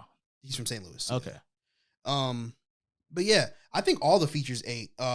Track 4, Pro Freak with Doechii and is it Fat Man Scoop? Yeah, I think so. Only fat man I know is Fat Man who? Key. Oh yeah, shout out Key, bro. We need Yeah, I someone- thought you we would need some answer Key. that. Like, I forgot he was Fat Man Man. Key because he he's goes just by Key Key now. now. He just goes by Key now. Shout out, we need some new Key. He actually goes by nothing. He don't make fucking music half the damn time. Facts. We keep disrespecting Smino, bro. Sorry. Stop mentioning other niggas. I'm trying to get That's this niggas the album flowers. for you though, because it's good as hell, is it not? It is. It is. But didn't better shit drop? I wouldn't even say better. I was gonna get to that, bro. Let me at least give him his flowers Okay. before I call him unmemorable. Please. Let me at least like come on, bro. I know we're villains here, but damn. Let me at least say the You're nigga rubbing shit's off good. on me. I am, bro. I am. Look, I was gonna say all his features bodied. I think that Doechii really bodied Pro Freak. I loved Old Ass Kendrick. I think that song is just amazing. Just his flow in that, bro. And then like his like, I think it was perfect time. Well, I don't know if he went into this thinking like maybe a lot of people who didn't know him was gonna listen to it, because like you're listening, like yo, he kind of reminds you of like Section 80, overly dedicated. And then shit. right when I feel like right when I had that thought, he put this song. So I was like, I fucked with the whole album. So I was like, oh yeah, this is the type of time he was made it feel like he was purposely on that time. Yeah. It felt cool. It was cool. I liked it. Yeah, I agree. I love it on Old Ass Kendrick out. His flow is crazy on that, and like he would flow and then like it'd be like the little ad libs and like it was kind of like his voice was kind of like stretched out, kind of like what Kendrick does. Yeah. Like for like even like for like Baby Keem, he does that shit too. Euphoria, that was tough. Yep. Blue Billy was alright. Matinee was one of my favorites too. That album. That's the one. I don't remember that one. And then Mode in a Minute with Lucky Day, Phoenix. Vibe, bro. Vibe. This album, it's one of those albums that's similar to the Saba shit, where it's just like that's like some like riding down with the windows down, like on like a nice ass day. That's just some good vibes type shit. And it's not even like sometimes albums be too fucking positive where I'm just like, get this shit out of here. But this was just like a cool real vibe. villain, huh? I don't know, maybe. But this is just some shit that I can go on. I don't gotta change anything. I could just have it on. Like if I got a long ass drive, I'll put some shit like this on. I do think even though other shit came out, people gonna go like later on really appreciate it. Yeah. Smino, he's always been underrated. Now I will say this. There's a reason why, because a couple of these songs I could definitely see being played on the radio. Pro Freak, Matinee, definitely Mode in a Minute. Definitely Mode in a Minute. It's just something about Smino. Like the whole album was good, right? Yeah. Just the highs weren't high enough. I feel like Smino, something about his flow or his lyrics, it's not as memorable as like other people who can do that. Like I a guess Kendrick Lamar. I get it. Or I also think that his bars aren't at the level of like a Saba or like his storytelling where like you're not going to be jumping to go back to it unless you're like a real Smino fan, you know? Yeah. And I think I get it. Yeah, maybe that's why once the other shit we're going to get into dropped. I thought it was tough though, honestly. It was great. It was a great album, bro. I get what Solid you're saying album. though. There's people who can do it better than him, but that's that was unnecessary. I remember the songs because I listened to it this morning. Yeah. But I'll be honest with you, the songs they bleed together in a good way. Yeah. Like you don't have to change it. Like the songs, like they kind of go together. You can kind of just play the shit out. 2 weeks from now, if I don't listen to this, I might not be able to go like, oh yeah, play Matinee. You just have to like hear that. Like, what's this shit again? Oh yeah, this is cool. Yeah. You get what I'm saying? I absolutely do, because that's how I feel right now, because I haven't really listened to it since. Mm-hmm. It's a good album. Since the good shit dropped. Yeah. Yeah. So before we get into that, Smino album, tough. Are you a Smino fan now? Define fan. Are you like when he drops some shit, you're gonna go to it? No, but when you tell me he drops it, then I will. Okay. There's no way I'm gonna keep up to whoever the fuck that is. Fucking J. Cole sucker. That's crazy. But this is your first time listening to Smino. Like, do you have any like first like impressions? I liked it. I didn't know what. Did he sound like a Dreamville nigga? No. He sound like better Earth Gang. Mm-hmm. So I mean, I don't know. That could have been anybody. True. I don't resonate that as a strictly J. Cole thing, because I think that's actually cool, and I think J. Cole is not. Okay. Yeah, like I don't know. I don't want to be a J. Cole hater, man. Let's move on to someone that you have also notoriously been hating on for the past couple of years. Oh yeah, because I don't fucking like that guy either.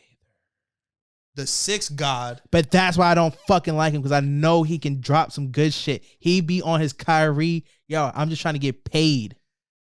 Drizzy Drake and 21 Savage. Beautiful. London's Finest. Dropped. Her loss. First, I want to get into let's talk about the album cover first. Pretty simple. You clapping? Absolutely. Y'all were tweaking, talking about how this chick is not like she ugly. She not ugly, dog. And then like pictures came out. She ended up being this stripper named Suki, and she fine. She bad. Suki. She bad. Like y'all tweaking, bro. I got standards. I wouldn't clap. That's a lie. Wow. It's a lie. It's a lie. I'm not saying you have standards to lie. I think you'd clap. I'm not gonna clap my endo with the clap. I think you'd take the risk. Yeah, probably. People were upset because like they were saying like from Certified Lover Boy to Honestly Nevermind to this, he's been missing with the album covers. I fucked with Honestly Nevermind album cover. It reminded me of Kingdom Hearts. You know what I did not fuck with? Oh fuck, that needs to just die. Oh, you talking about the pregnant with women? That whole tape just needs to never happen. Yeah, that shit was trash. Flash needs to run in the past. No, I like the album. You didn't like Certified Lover Boy? This is my last day on this podcast. Bro, that shit not that bad. Take it back, bro. Okay, fine. We'll ignore that. We'll agree to disagree. Honestly, Nevermind, it was mid, but I like the album cover. I don't hate this album cover, bro. And honestly, I feel like it fit the vibe of the album a little bit. And then did you see like the other album cover, like with the track list? No. Here, let's see if I can find it. It might be here. Yeah, right there. Oh, okay. It has all. It's like some. That looked like some ASAP shit. It looks like some ASAP shit. It's cool though. I think both covers were kind of like it looked like someone from like an underground artist. You feel me? It looked very like I'm not trying too hard type shit. Like, and I appreciate it. I got my friend to edit it. Yeah, my editor friend. And I thought that was dope coming from two like major artists, one of the biggest artists.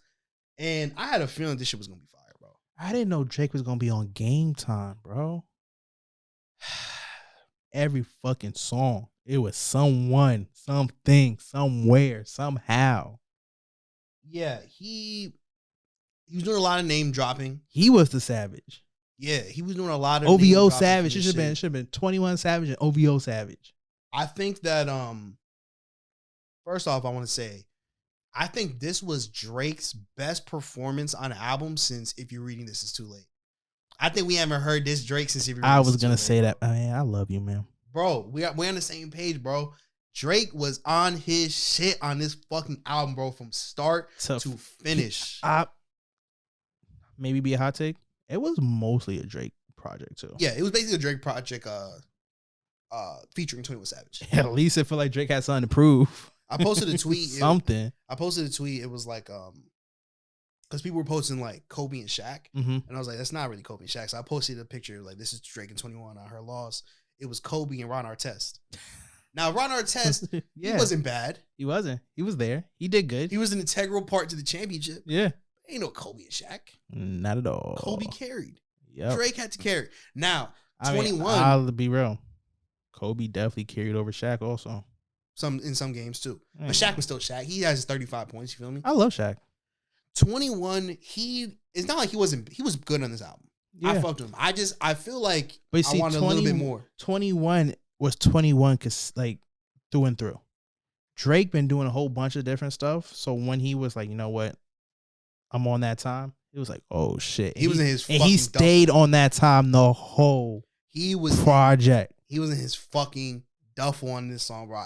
Low key, we could just go track to track. You know what it was though? I know he did that Nevermind whatever shit, and he had some fun afterwards, bro. Bitches was loving it, so he's like, you know what, man? I want to rap. I'm about to rap. I felt good because he actually felt good. He was like, you know, I'm on top of the world, baby. Yeah. Beyonce just made Doons Doons because of me. There was a lot of transitions and beat switches, and I feel like that's what added to it because like. Sometimes with Drake, you know, it's the regular old Drake flow. So like, it's just like after a while, it's like, all right, I'm hearing the same shit. So I feel like with like all these fucking like transitions and beat switches, I feel like you never got bored. Yeah, the mood changed. Yeah, like Rich Flex, you know, they came out with like, you know, like regular Drake. Yeah. Can you do something? A little zesty, like why? A little zesty. I don't want to like Drake. Yeah, Drake be saying shit that only Drake can get away with. Yeah. 21. Can you do something? I think we need to talk about like Drake is not like Jay-Z. You can see why Jay-Z's the greatest.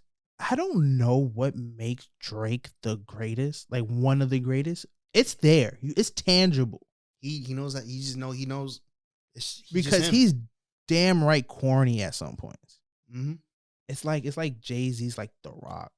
It's because and like he's like John Cena. Like I guess he's still good, but it's definitely parts of corniness in Drake. I feel like there's just certain niggas where their pen isn't that crazy, but it's just the way they say shit. He be and swag. It just be hitting. It's the arrogance of Drake that's almost cool. I'll give you some examples. Like there's certain people who, like their lyrics aren't all the way there, but the way they say shit, you just be like, damn. Like LL Cool J was like that.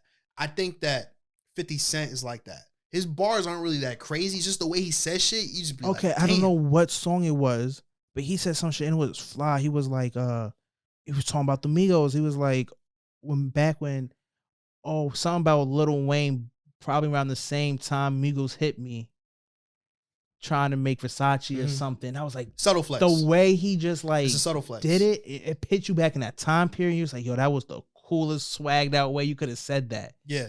He just knows what he's doing, bro. Yeah, I think LL Cool J was like that. I think 50 was like that. They said like last time I went to Kabachi was back when Lil Wayne was on top around the same time the Migos hit me. Like, who talks like that? That's just crazy. Because he's had that time in the game like that, bro. Because like he basically felt like, yo, I haven't went to eat over there since back in like 2008. Yeah. But like back in 2008, I was popping. Like that was right when I was about to get shit going. It was just a crazy flex. Yeah. And he said it like it was nothing. Like, oh, that's just a flash of the past. Like he's had the crazy, bro. He's had the time in the game. I think he's in the middle of like he's like a vet, but he's also like still like that nigga. He's still popping. You feel me? I think he needs to take the Jay-Z route. I think it's about that time that he leaves the trendy parts because that's what makes him corny. Like, oh my fucking God, that fucking album covers the most hideous old man type thing ever. Oh, the pregnant bitches. Sucks, man. It's ass. He needs to just be a grown with it. Flex talk the whole time. That's basically what he did this project. Yeah. And it works. Yeah. You leave that's no corniness. When you're Flex talking the whole time, at least when you're Drake, because you have so much to flex. Yeah. We haven't heard this Drake in a minute. I feel like he rapped like he has something to prove again, you know? Yeah. And I feel like us calling, honestly, Nevermind mid maybe added to it. Because I feel like that was loved it. I feel like that was the most hate he's gotten for a project in a long time. Because every time he dropped, people were like, oh, this is whatever. But he's also like, you know, people got like, Drake fans still gonna be there. Diehards. Yep. Honestly, Nevermind, I feel like the consensus was, nigga, what the fuck was that? Yeah. That shit was mid. Now, that happens a lot with experimental shit. Yep. And I don't think that album was horrible.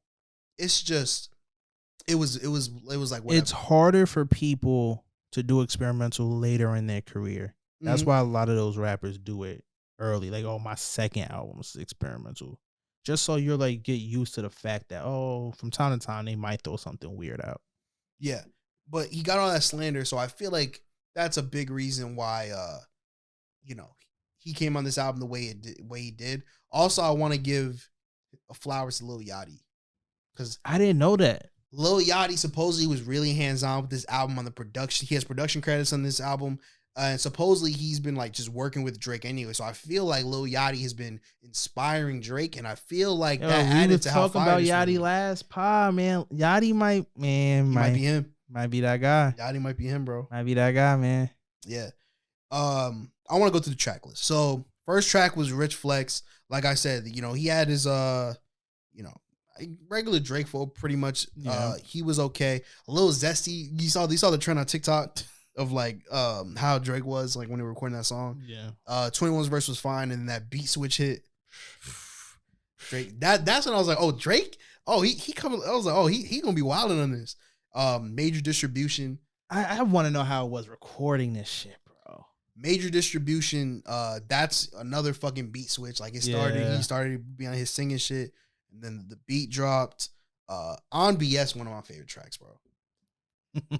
him and 21 just like trading off, bro. Man, let me look on that bullshit, list, bro. Yeah. On that bullshit.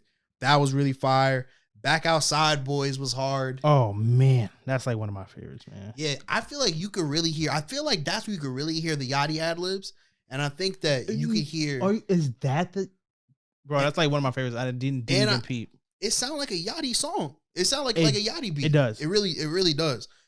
Privileged Rappers was dope. I like Spin About You. I think Hours in Silence was the song I was talking about. Hours in Silence. I heard that shit. I was like, yo, this sound like some Take Care. Like, this sound like some old 2013, 2014. But he was talking, Drake. Though. He was talking his shit, bro. He was in a mood. Now, like, I will say this. The song was a little long. Yeah, because it was also not, if I'm thinking about this as the right song, it wasn't as heavy as the other ones. He was just, he was smooth talking. Like, he was talking his talk. Yeah. Yeah. And now I will say, he was talking his shit, but then he also had like some, regular, Drake shit. And sometimes you have to take it as, when I'm saying talking his talk, he's talking it in the Drake way. No, I'm with you. But sometimes certain shit he says, I'm like, all right, nigga, you're 40 years old. Like, cause that's what brings me to Treacherous Twins. Treacherous Twins is a good song. It's a song where I heard it and I'm like, okay, this is gonna be the one that's gonna be on. That's good. Like when I first heard it, In My Feelings. Yeah. It's like key. I was like, oh, so this is the radio shit. That's Treacherous Twins for me. Because like, bro, why are you 40 years old looking for a treacherous twin? What the fuck is a treacherous twin, nigga? Young nigga shit. I don't even say that shit. That's some fucking like. I don't even say all that shit. No one talks like that. It's my evil twin. No one talks. Who the fuck says, yo, I need me a treacherous twin? Nigga, you're 40 years old. Not gonna lie, now that he said it, bro, I need a treacherous twin. You're my treacherous twin? That's cute. Circo Loco, that was the song with the shit talk, the real. That was got messy. It gets messy, Circo baby. Loco, that was the Daft Punk sample. Yep. Oh, we skipped the freaking was it? Damn, what song was it when he did the what? The T.I. reference. Rich Flex? Was that the first song? Yeah, that was the first song. Oh yeah, I didn't mention that. Rich Flex. There was the T.I. interpolation. That's how I knew shit was gonna get crazy. Yeah. Cause he hit that and I'm like, was that 24? Yeah. And I didn't peep it until he said, son, he said that he did the flow and then went to like, cause I'm on my Kobe 24. Yeah. I was like, 24. Oh, that's the fucking song. Cause I said, yo, that's the race car song. That's the song at every race car game they play. It was dope. It was, man. It was dope. Yeah. Circo Loco. I fucked with the I really fucked with this song on the first listen, and after listening back, it wasn't as fire as when I first heard it. I think just the flip of the Daft Punk song is really what did it for me. But the song was still good. Drake was rapping on it. I do think the shit talking though might get dated. Like let's say even in 3 months. Like, what do you mean? Like you're not, especially like the ones with like Megan's shit and all that. Like I'm not gonna always want to. Oh yeah, I agree with you. I definitely agree with you. In this, he said a lot of shit. He was like Lincoln. I like the more innuendos. That's it. Innuendos. Right? Smart. You smart. You went to school. Mm-hmm. You know what I mean? I like that. It's like you don't know what he's. You know if you subliminal know. Shit. That Meg shit. That was just blatant. So yeah, he said that first. He said. He said line. It was the song, right? Yeah, he said lying about getting shots, but she's still a stallion. That was a double entendre. I'm gonna get my Anthony Fantano bag now. It's obvious though. It was double entendre. It meant people getting butt shots. Yep. Like she lied about getting butt shots, but it's alright because she still got a fat ass. Yep. But it's also about Meg supposedly lied about getting shot by Tory Lanez, but she's still a stallion. She lied. I thought when I first heard it, I thought it was weird coming from Drake. One, because I didn't even know that Drake and Tory Lanez were like cool like that for him to be defending Meg. But Toronto, baby. I guess. And then 2, I thought that Drake and Meg were cool. And just 3, why are you even talking about this? Drake probably already smashed, so it don't matter no more. Think so? If he's dissing, he smashed. That's a good point. Drake's the type of nigga, he gonna be your friend until he gets what he needs. And then that's a good point. What he say about Jay Prince? I was just about to say that. But I thought that the Meg shit was weird coming from Drake, just because. Why are you even mentioning it? Why are you even bringing it up? Yeah, when there's no real reason to bring it up now. What I don't like is when the song dropped, everyone started picking sides again. It was just like 2 years ago. People were like, "Yeah, Drake, tell that bitch she lied about getting shot." And then on the other side, it was like Drake ain't shit. He's always attacking women. Meg didn't lie. It's No just one knows what songs, the fuck man. happens. All we know is Meg got shot. We know that much. We know Meg got Let the shot. rapper rap. Now, yeah, we know Meg got shot, but we don't know who shot Meg. We don't know any details about Who shot it yet. you? So just like 2 years ago when people were taking sides and when no one knew shit, no one still knows shit. And people are keep like taking sides. Why do y'all care? She still could twerk. You got what you want. It was still weird coming from Drake though. I don't even know why. I feel like he just said it just to be like sound cool. Yeah. And then Yachty said later he was like, "Oh, don't worry, he wasn't talking about Meg." Yes, he was. Stop it. That's definitely where the bar came A from. couple bars later, I don't know if like people caught this, but he said some shit like along the lines of like, yeah, she graduated, she thinks she knows shit. If you don't know, Meg, a big thing about Meg is she was in college, she was graduating like while on tour. Yo, and she was always bad, bro. Meg? You seem like her younger. Meg is bad. And she's young now, you know what I mean? Like, she's bad. She's a fine looking woman. Be it, I don't know. Weird again, you're almost 40 years old, Drake. Like why I don't know. You pushing 40. And then the same song, he was like linking with the ops, man. I did this shit for Jay Prince. I don't believe you. I don't believe you. I don't think you did that shit for Jay Prince because you were on the fucking Donda stage with the whole fucking choir about a fucking cry with your Yeezy Gap hoodie and you're signed to Nike, nigga. Stop capping. Or maybe he's the greatest actor in the world. Brought it back to Degrassi days. Fake ass nigga. Drake and Loki's a fake ass nigga. Yo. He's petty. Little do you know, Drake is actually really crippled and he's pretending to walk. That's W acting, I guess. Exactly. That's crazy acting right there. Exactly. I'm sure he could teach that and make a lot more money than he does rapping. Wow, that's how you feel? If you could teach niggas how to fake walk, yes, nigga, you can make a lot of money. You think he'll make more money? Yes. Than being Drake rapping? Nigga, yes. The fake walk guy. Yes. If he can teach niggas in wheelchairs how to walk, you know how much they'd pay for that? I don't know if Jesus get paid. That's Jesus' activity. Teaching crippled niggas to walk. That's some God shit. 6 God. Stop it. Stop it. Okay, what's next? Pussy in Millions with Travis Scott. I thought that the first half was cool. That sounds crazy. What? What you just say? Pussy in Millions. That sounds crazy. Why does it? It's the song title. I know, it just sounds crazy though. Oh yeah, it does sound crazy.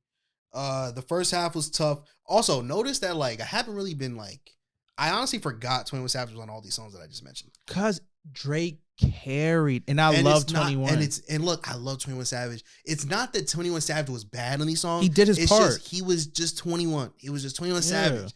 But this is the Drake show. This was the Drake show. Drake was being toxic again. Drake is having a fucking he's having like a midlife crisis or whatever. It was. And I fucks with it. 21 been playing good all season. Like he's been throwing numbers in. Drake been off his game. He ain't hitting the triple doubles no more. He ain't doing it. Yeah. It hit playoffs. Now he back in full force. Triple triples now. So it's feeling crazy. Triple triples is crazy. Crazy. A triple. If a nigga get a triple triple, 100 points, 100 rebounds, 100 assists, that's crazy. But what I was gonna say is the second half, that was Travis Scott. That shit wasn't it. I don't know. Everyone keeps saying that his verse was fire. His verse was like whatever. Like I don't know, bro. Like coming from like a Travis fan, bro. I keep saying this. Travis might be done, bro. Let's be real though. Are we Travis fans anymore? He might be washed. Travis might be La washed. Flame. He might like is like this was the verse that everyone was like, excited for. Niggas were like, "Oh, I need Utopia." I don't. If this is the Travis that we're gonna get, the fucking same old Travis we've been getting for the last 2 years, I don't need Utopia. You know what? Remember how I said J. Cole is like Black Adam? Travis Scott's like Black Adam. It should have ended days before Rodeo. Damn. It should have ended 30 minutes before. I don't know. I'm not saying it's too late for Travis, but like this was just like it is, man. Come on, let's be real, man. It's the Kardashian curse. I'm not gonna say it until his next album comes out. Kardashian curse. I didn't believe it. You said it all along that being with those people. I'm like, nah, man. He's chilling. That can't stop his music. It gets everyone. You get lazy. It gets the Kardashian curse has gotten everyone but Ray J. Is it the pussy or is it the wealth? I think it's a mixture. And I think that Kris Jenner, she deals with the devil, bro. I'll tell you that family is cursed. Lucy. Lucy. Whoa. He was Lucy. Was all around me. Damn. Keep Kendrick away from the Kardashians. You know he like them white women. First time I fucked a white bitch, I was out in Copenhagen. That's a crazy song. I love that. There's album. no That's still album reason of for the that year. song. Yeah, it might be. I said that after I heard this like first listen, I was like, this shit album of the year. Then you And then thought I went about to sleep. Kendrick. I was like, nah, it's not. It's not. It's not album of the year. Kendrick still got that. Yeah, that's a wild song. It's a wild song. It's a wild album. He has two wild. I don't want to talk about Kendrick. It's Let's not keep about going. him. It's not about him. Broke Boys is one of my favorite songs. Broke Boys. I can't talk to a broke boy. Now, also, another, like, there's some more shit only Drake could pull off. Because, like, low key, like, what nigga is rapping like that? For nigga, we all broke. Only Drake can rap like that. I can't even sing along. Also, 21 bodied. I'll give him that. 21 bodied Pussy and Millions, and he bodied Broke Boys. Drake and 21 rapping back and forth was dope on Broke Boys for sure. Yeah, Pussy Million is better. Yeah. Middle of the Ocean. That's another just Drake track, I think. I don't know. But this was I think so. This was another song where it reminded me of Take Care, Drake. It took me back to The that good old vibes. days. He was talking on this shit. I think this was the song where he called Serena's husband a groupie. So petty, bro. Just like, one thing about Drake, bro, he has no shame. Like, bro, your ex left you. Just like, he does the just game take the things L. better than the game. The game is like corny because he Yeah. mentions everyone, every song for every bar. Yeah. Drake just hit you with it one time. The game is the worst, bro. Hit you with a one and done and just goes to the next one. Hurts. You still thinking about what he said about you. He ain't even talking about you no more. Like, the game, bro. The game is bad. Bro, the game, like a nigga will like I'll give you an example. Like, let's say like Big Sean has an interview, right? They're like, yo, you fuck with the game? He cool. He'd be like, I don't really know the game, but salute to him. The game will come out with a 9-minute freestyle talking shit about Big Sean. You don't know me. You used to watch me. And no one will listen to it. No one's gonna listen to I'm that. listening to it. No, you I won't. like the game. You'll listen to like 50 I seconds think it's of it. funny. That nigga trash. But He used to be a stripper, I heard. that's gross. Was he really? I heard. Salute to the game. I don't want to diss track. Jumbotron shit popping. What kind of name is that? What the fuck is that? Hey, Bro? can we do one thing? I love it. I love it though. These album things are long, man. A little long for sure. Let me breathe. What happened to doing like part ones and part twos? And if we doing part ones, part twos, can we drop them in a week space? It's funny because like Tupac, All Eyes on Me, that's a double disc album. It was pretty much as long as this. It's crazy, man. Like y'all not Michael Jackson. Let's be real here. Not I feel everyone like- can be the GOAT. I do feel like that shorter albums are low key better. It is. Music in general is better. Most of the tracks that I like are like 1 minute and 30 seconds. I'll say this: if you're gonna put out like 20 track albums, you got to be saying shit.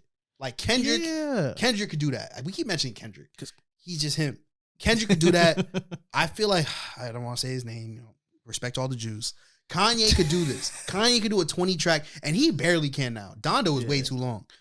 Yeah. This shit, if this is just like this could have been like 12 tracks. But on the same time, Donna did not need to be as long because it was also extended version. Why don't you just have the extended versions be the songs? And the songs were like 8 minutes long each. He's like, him and the game need to come out with a collab album. 4 songs, 2 hours long. Yeah, Jumbotron shit popping was cool. Yep. More M's was really dope. That's another like one. More M's, 21, yep. 21 and Drake were Yep. really rapping it, especially Drake. 3 a.m. in Glenwood. 21 was kind of nasty in that song too, though. What, and More M's? Yeah. He ate that. Yeah. He ate that shit. My favorite bar, I forgot what song it was. 21 had one of the greatest bars ever. He said, I don't got to show ID in the club. They know I'm 21. Bro, That's tough. great though. bar. That's tough. That's the shit. That's fire, bro. You get it though. Double entendre. 21. 21 years old, but I'm 21. 21. 3 a.m. in Glenwood.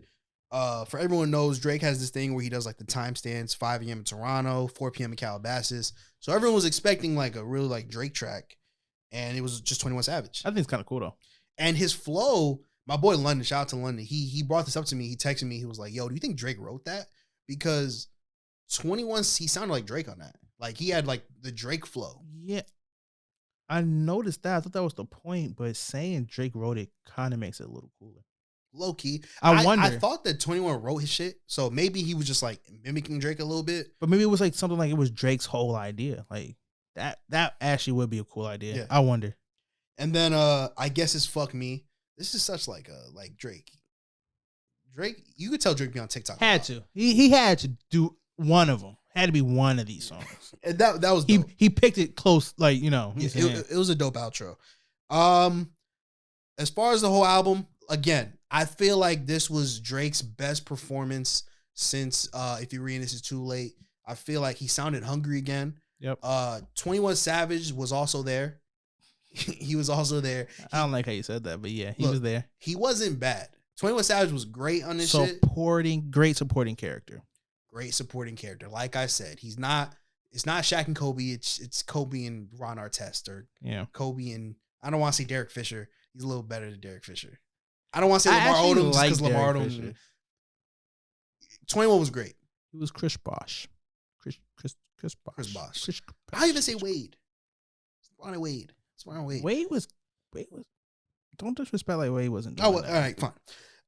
But yeah, I low key, I wish there was more 21 on the album. Even though he was on the album. It's just I feel like his parts weren't as memorable as Drake's. I really think it's exactly what I said. Like 21 stayed 21. It's not that it was bad, but we know 21 is good. Drake's been wishy-washy. Yeah.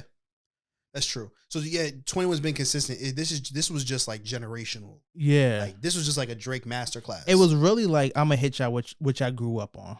Yeah. So it hit home. Yeah. I agree. I also think the album was a bit long. You think?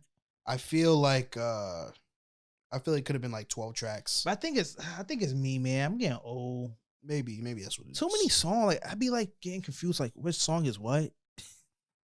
You think Drake is back? No. I think he had a good project. Let's not like. I feel like his next year. I feel like he should come back with the techno shit. I think he needs to make a joint project with J. Cole. Ew. Exactly, because J. Cole's fucking trash. J. Cole.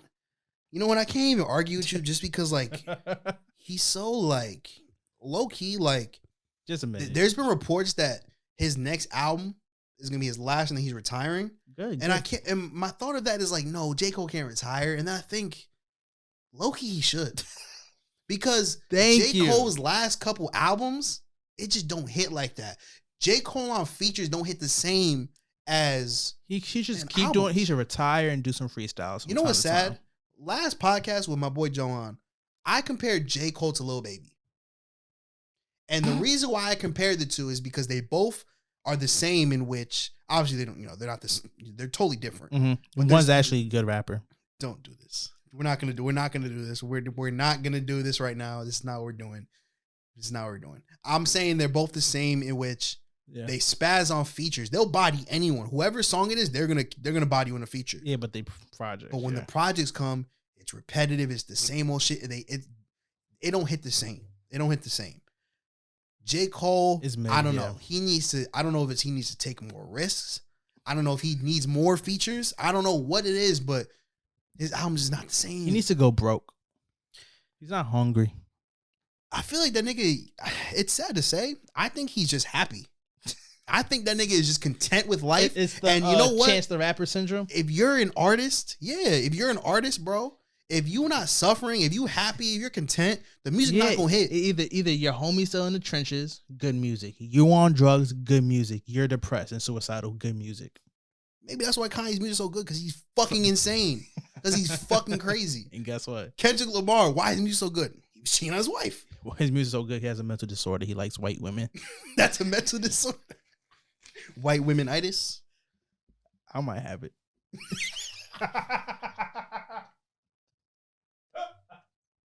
He said, I might have that. He said, not gonna lie. Me too. I had to go to a therapist. He just like me for real. Like me. He just like me for real. Y'all know. Y'all relate. I was talking to my boy about this. White women? Huh? About white women? Yeah. It's weird because he was like, yo. That's for true. Some of my friends were like, yo, I can never picture you with a white girl. And I thought about it, of all of my history, of all my entanglements, I've never been with a white girl. Believe it or not, me either. That's my whole thing about white women. Yeah. Oh, no. Well, no, I'm lying. You've seen me with, but she's not white. She's don't like, snitch on yourself, but I don't remember. You was definitely with me. Don't say it like that. Don't say it like that.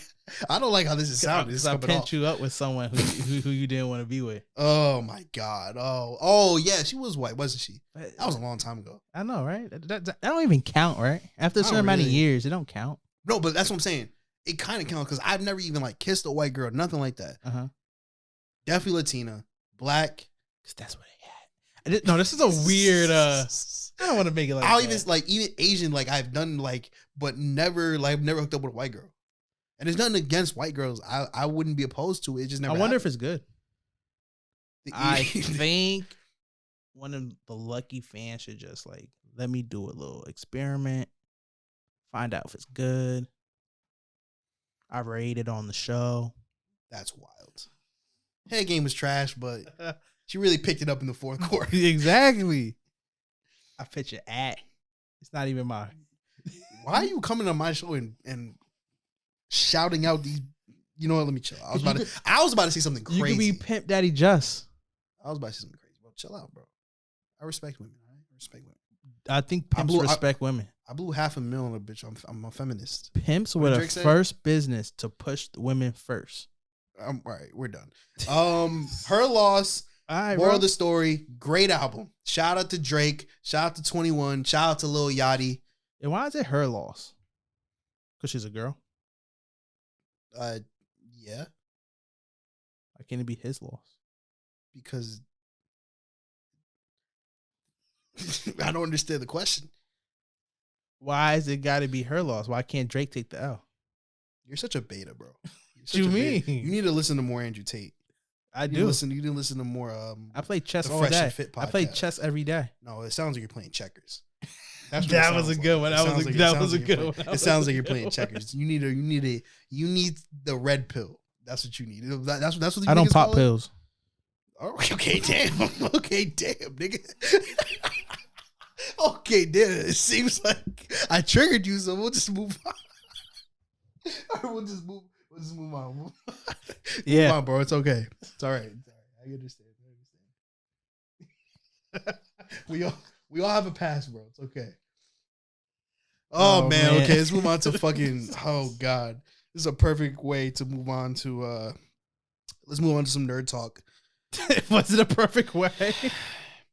Black Adam. Yes. We literally just came back from seeing Black Adam. This was my second time seeing it. This was your first time seeing it. Since it was your first time seeing it, what are your thoughts? Better than Endgame. All right, let's be serious now. That shit was alright. So the truth is, that shit ended like 45 minutes earlier. Dog. That's what it is. I'm like going to the movie. Oh man, because like I'm off the back of it's trash. Not it's trash, but it's Mm-hmm. So I'm watching. And why'd you say that? Is it what I said, or was it just this DC movie? You said it, but everyone else in the whole world basically said, the movie's alright. You know, it's weird because a couple people told me before I saw it that it was amazing, that it was the best. So maybe it's so regular that like if you go in with the expectation it's good, it's gonna be worse, and if you go with the expectation it's gonna be bad, it's actually a little better. Or spoiler alert, if you didn't see the movie, spoiler alert, go fucking watch the movie, bitch. Maybe Superman came up and everyone lost their titties. Or maybe it was a good movie for an hour and 30 minutes and it just kept fucking going. Okay, so let's get into the movie. Before that was the ending. Because you're telling me he couldn't just stay in prison and the post credit is he breaks out of prison and Superman is the first thing he sees when he breaks out? Was that so damn hard?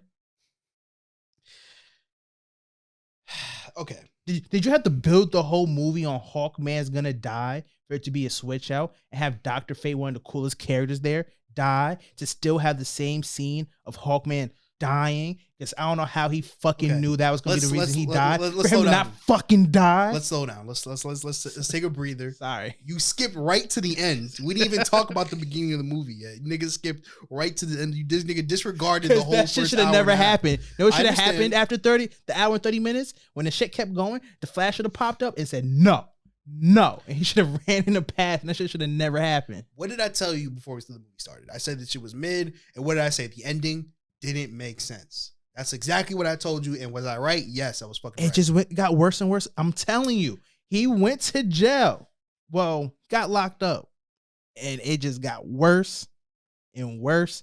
Zombies popped up. Where the fuck did the zombies come from? Okay, so we're still in the ending here. All right, so sorry, I can't. The movie starts with what was I'm so bad with names. What was the name of wherever the fuck they were? Wakanda. I don't know. It wasn't.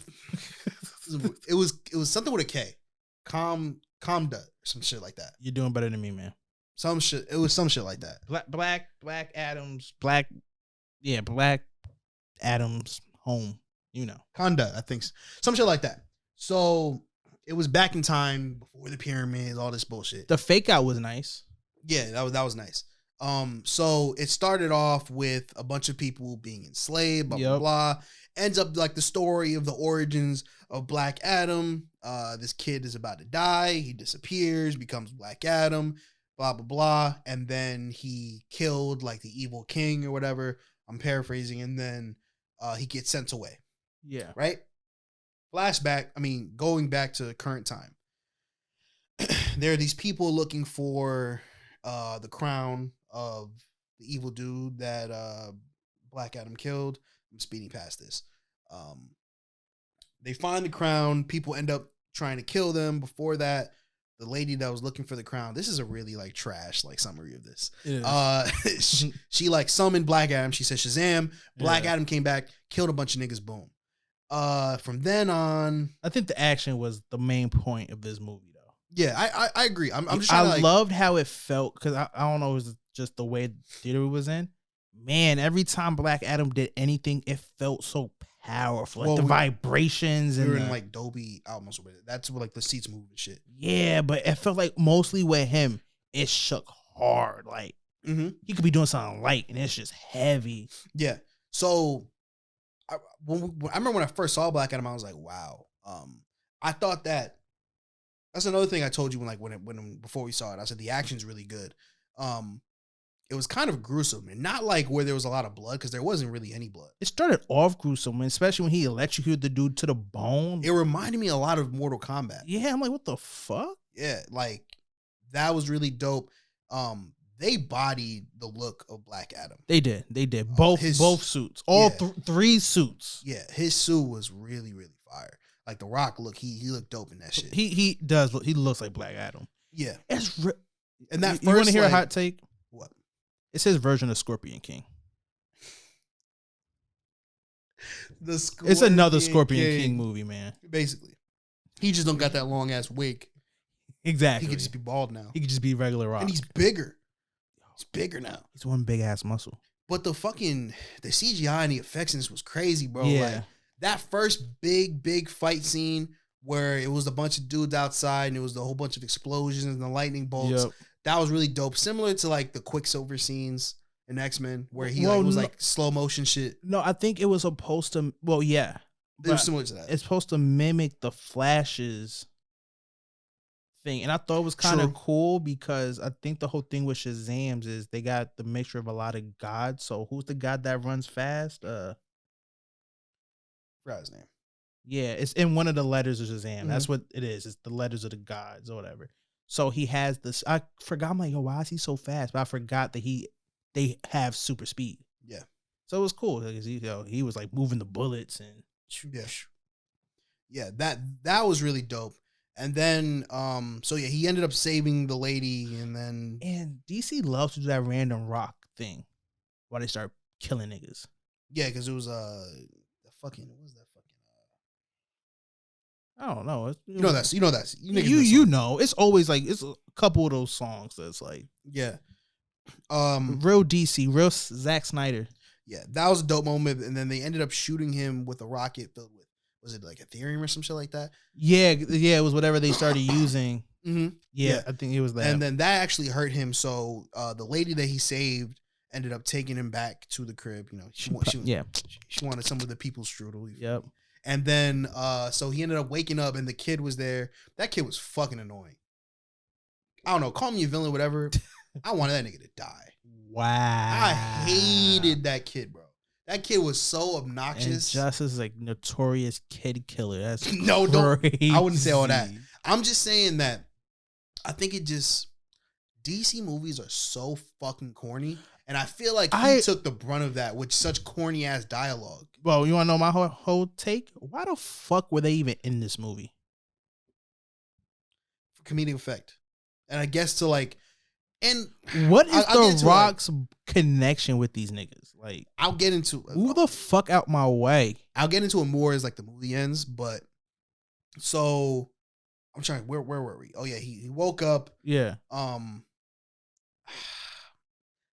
This movie was you could have cut all that fat out because all I'm saying is someone. That's what I'm saying. It was way too long. I feel it was way too long. An innocent, a believer could have went there for the same exact reasons to protect the magical crown that they had. They could have said the prayer that actually fucking worked, and instead of having a random fucking family teaching to be a hero, he could have just went through the whole thing with we find out at the very end, him having to overcome the fact that his kid was the fucking hero, and the kid saved him. Yeah. You could have had all that because apparently the fucking Justice Society already knew that whole story. That's where we were. So you don't fucking need these regular humans. That's where we were. You're skipping ahead again. Fuck this movie, man. I like it, but I think it gets me mad because I actually liked it for an hour and 30 minutes. Yeah. Well, yeah, I liked some parts of it. That's where I was. The fucking Justice Society. They introduced the Justice Society, which is weird to me because the Justice Society is basically just 4 niggas and only like 2 of them actually mattered. So the leader was Hawkman. I didn't know there was a Hawkman. Honestly, I thought it was just Hawkgirl. No, there's just 2 of them. Hawkgirl is the main one that everyone knows, the one that was actually part of the Justice League. No, everyone knows Hawkgirl because they made her sexy in the cartoons. She was also part of the Justice League, though. Yeah, Hawkman is too. Is he really? He's just an asshole. But he's Cyclops ass. He's an asshole. So, like in the beginning, when I first saw him, I was like, what the fuck? This is like a fake ass Black Panther. It's fucking Black Panther. They try to make another Black Panther. Why is he so fucking rich? He had like the Africa print like blazer. You might as well just put a dashiki. They're from a whole nother planet. Why is he fucking rich? Yeah, he had like a mansion. Is this connected to the other DC movies? No one knew about this rich fucking Hawk guy? And then they introduced Dr. Fate. Swagged out. They bodied Dr. Fate. He looked amazing. Out. Dr. Fate looked fucking amazing. Swagged out. They bought like kudos. Everything about Dr. Fate was fire. Yeah. Even honestly, his relation with Hawkman was cool. I just didn't understand what they were trying to get. Yeah. Hawkman was cool. Yeah, I agree. I did like Hawkman. I do think that in most superhero movies, there's always that one superhero who's just there just to get folded. Unfortunately, Green Lantern is the usual suspect in DC. Green Lantern wasn't there to get folded. In this movie, it was Hawkman. Hawkman was getting cooked by Black Adam, by fucking who else? The devil dude. The devil. But if you really want to think about it, he was getting beat. He was throwing punch. He was fighting gods. Yeah. So even though he was getting cooked, he didn't get washed. Mm-hmm. So it kind of was like, okay, if he was fighting anyone who wasn't a fucking god, he might whoop Batman's ass. Yeah. So they also introduced Atom Smasher, who was, he sucked. He was, it was a teenager still. Yeah, like he was there. For he was supposed effect, to really. Suck. He's still like learning his powers. He messed up some shit. He was in the way. Yeah, he was also the kid was more effective. He was also like, I think he was also a victim of like corny ass dialogue. And then there was also what was her name? But I do say that I think that was the point of those two. It was supposed to be really cheesy. Cyclone. Let's talk about Cyclone. Let's talk about how Cyclone. Would you clap? Yes, but I'm talking about just the character. Oh. Cyclone didn't do shit this whole movie. Cyclone, her power was fucking wind, nigga. What did she do this whole movie besides make colors? She was there for vibes. It was beautiful. She was just there for the vibes. It was beautiful. Aesthetically, sure. But what the fuck was she there for? I kid you not. Every fight scene, they had her a scene jumping out the plane, spinning. But I don't know. One thing I've seen her do, and she spinned. She spinned Adam. She made a tornado and she made like a jail cell out of like the bars. She did 2 things then. See, because I forgot about that. I remember she spinned Adam, and Adam, they did like a team move. But that wasn't all her. That was also the Adam. But I'm saying that's the only thing I remembered. I forgot she even did the president. The president didn't fucking work. Yeah, he could have easily got out. She didn't do shit really. She was there for vibes, bro. And like and the people were mad about how they made her black. They should have been mad about how she was fucking useless. I don't even know. I respect women though. I don't know who the fuck. I blew $500,000 on bitches. I'm a feminist. Shout out to Drake. But she was useless in the movie. She didn't do shit. She didn't do shit in this movie. I remember when I first saw it, me and my boy Jacob were laughing because there was a moment where, like, you know how like they like to like, what are you looking at? What? Why? I thought something was wrong. No, it's good. It's good. It was no reason for that Drake bar though. Why? That's a fire Drake bar, bro. I respect women. That's all right. I respect women, bro. He also did the Meg Thee Stallion thing. We're not talking about that. Allegedly, I was about Meg Thee Stallion. But all right. Bro, there was a moment where, like, you know how DC likes to cut like in slow motion to all the heroes. Oh yeah. It was, it was Hawkman with the, his little weapon. Then it was Dr. Fate. All the useful heroes, and then it turned to her just fucking spinning around with the colors. Like, what are you even here for? She's a distraction. You look at the pretty colors and you get your ass whooped. Honestly, now that you said that, that's actually smart. Exactly. That's actually smart. Because guess what are the biggest distractions in life? You just cracked the case.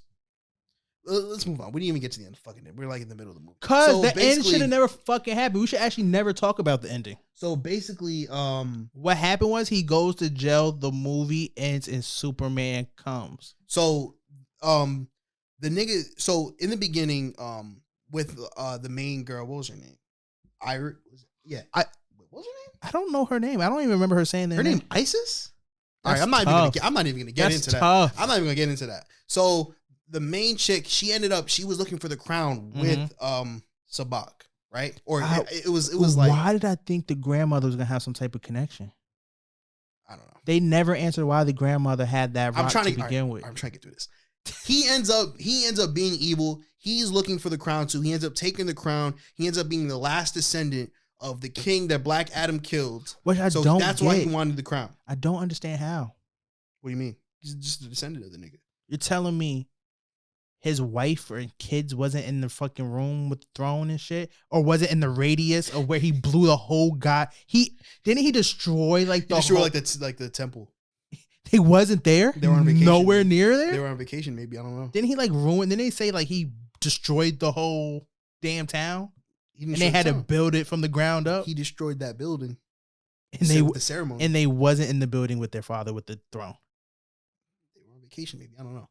I get what you're saying. It don't make sense, but it is kind of lazy. Hawkman running up the stairs when he thinks his friend died. Nigga, you have wings. That bugged me out. I said it mid-movie. Like you didn't even understand what I was saying. I understand what you're saying. I was like, bro. Again, but you hate the ending. You keep skipping to the end. It was so... Wait, we're getting to it. Hold on. Explain the zombies. I'm trying to just get through all of it. I'm just hear you out. We're going to shit on the ending. All right. I'm trying to like. Sorry. I'm sorry. So he ends up taking the crown. Mm-hmm. Because for a while the kid had it. Again, this kid, bro. Like I don't understand how he gets away from all these dudes with guns and he's fucking riding down the stairs with a skateboard. Because they conveniently said, "Don't shoot him." Yeah. So he ends up taking the crown. And then he says, you can have the boy if, I want the crown, but, yeah, because he ended up not being in the book bag that he was carrying around. The boy hid the crown, and then he ended up stealing the boy, and they said that, you can have the boy back if you give me the crown. Yep. So they ended up trading it off, and they ended up having to kill him. But I will say his plan was smart because I was like, if he's going to shoot the boy anyway, why right when he went to shoot the boy, he opened the portal up? Yeah. And it was like, oh, he had to die. Yeah. Okay. So, yeah. The reason why he died is because Black Adam killed him, right? So after that, I think he ended up hurting the kid too, right?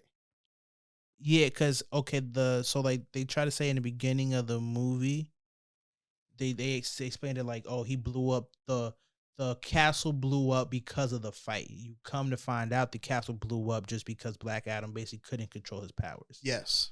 And so he went to shoot the kid to get the same emotion out. Yeah.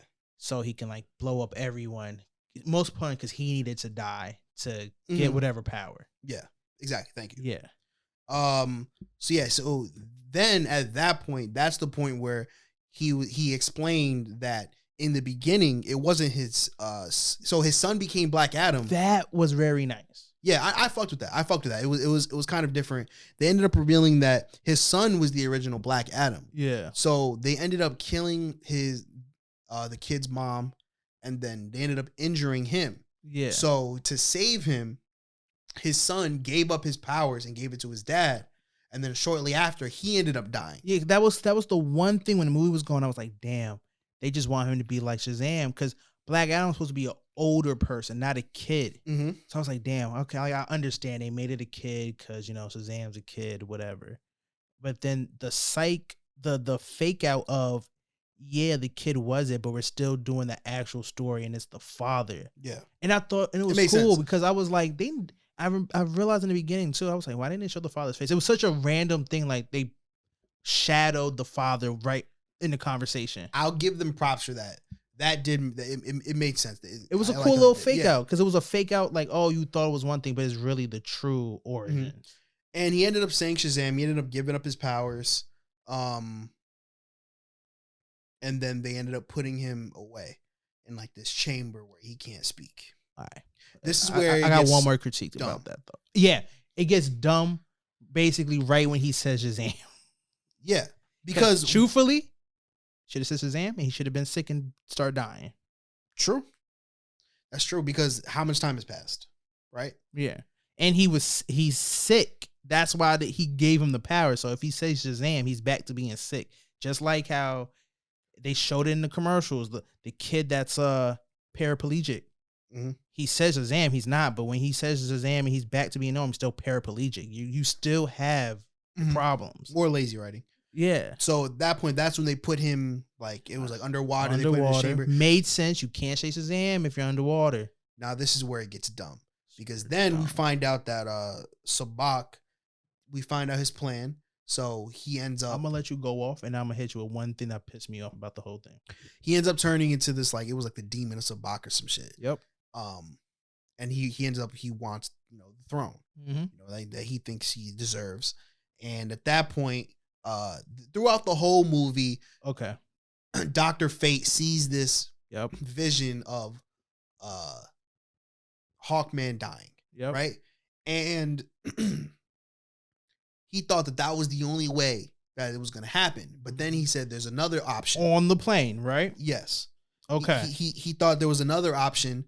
He's like, oh, there's another option, but I didn't say it. So he ends up putting a force field around where the throne is. And he says, he does the whole speech like, this is the only way I, take care, deuces, I'm about to die speech. Mm-hmm. And he ends up putting a force field around so only he could get in and Hawkman couldn't get in. So he basically sacrificed himself, air quote, for Hawkman. And it was cool for Doctor Strange, right? I mean, Dr. Fate, right? Mm-hmm. If he saw the bad outcome on the fucking plane, why the fuck did he just say we got to go get Black Adam? He didn't fucking have to die. That's my biggest grievance for this. The fact that you put Black Adam away, you took his powers just for him to escape was dumb to me. No, for Dr. Fate to say, oh yeah, but I know I can save you with this outcome. So on the plane, you could have just did the exact same thing where you're telling him you have to be black. It was no reason for you to die. Because funny thing is, while he was fighting like the demon of Sabak, it was a suicide mission on purpose. While he was fighting the demon of Sabak, he was also talking to Black Adam, talking about please come back, even though you the niggas that just put him there. Yeah. So while he was doing that, he ended up getting hurt. His force field went away, and then Hawkman ended up getting there anyway. But the part that pissed me off, he knew this was gonna happen. He knew it was gonna happen on the plane. And like you said, this is a small thing, but the nigga took the stairs when he has wings. He has wings. He took the stairs.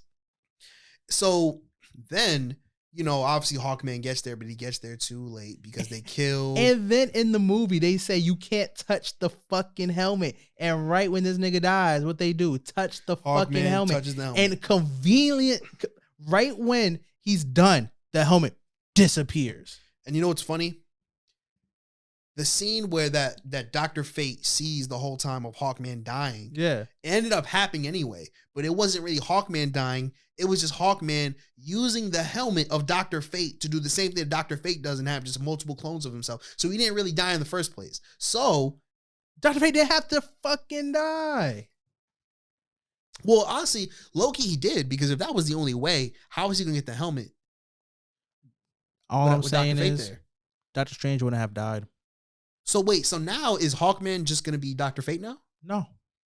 I feel like that's how it's supposed to work, though. Isn't the helmet supposed to That's how consume it's supposed to work. That's how it's supposed to work. But he did that with no fucking problems. Yeah. He's also supposed to have the helmet on. True. He just held it. True. It had mad power. True. So then Black Adam is coming back, save the day, literally rips the Demon of Sabbac in half, which was That was cool. disrespectful, Which was bro. cool. And then he ends up sitting on the throne. He said, "Nah, this ain't me." Destroys the throne, and then end credit. They did the little corny ass, "What should we call you?" "Call me Black Adam." Dun, dun. Nah, call me. Goes off. Yeah. Black Adam on the screen. Yeah, then credits, and the end credit scene, obviously. Who's the lead lady? Who did Viola Davis play?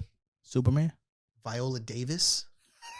Viola Davis plays Superman? Hargrove. Okay, yes, thank you. Yeah. She was like, okay, nigga, you gotta go back to jail. He was like, suck my dick.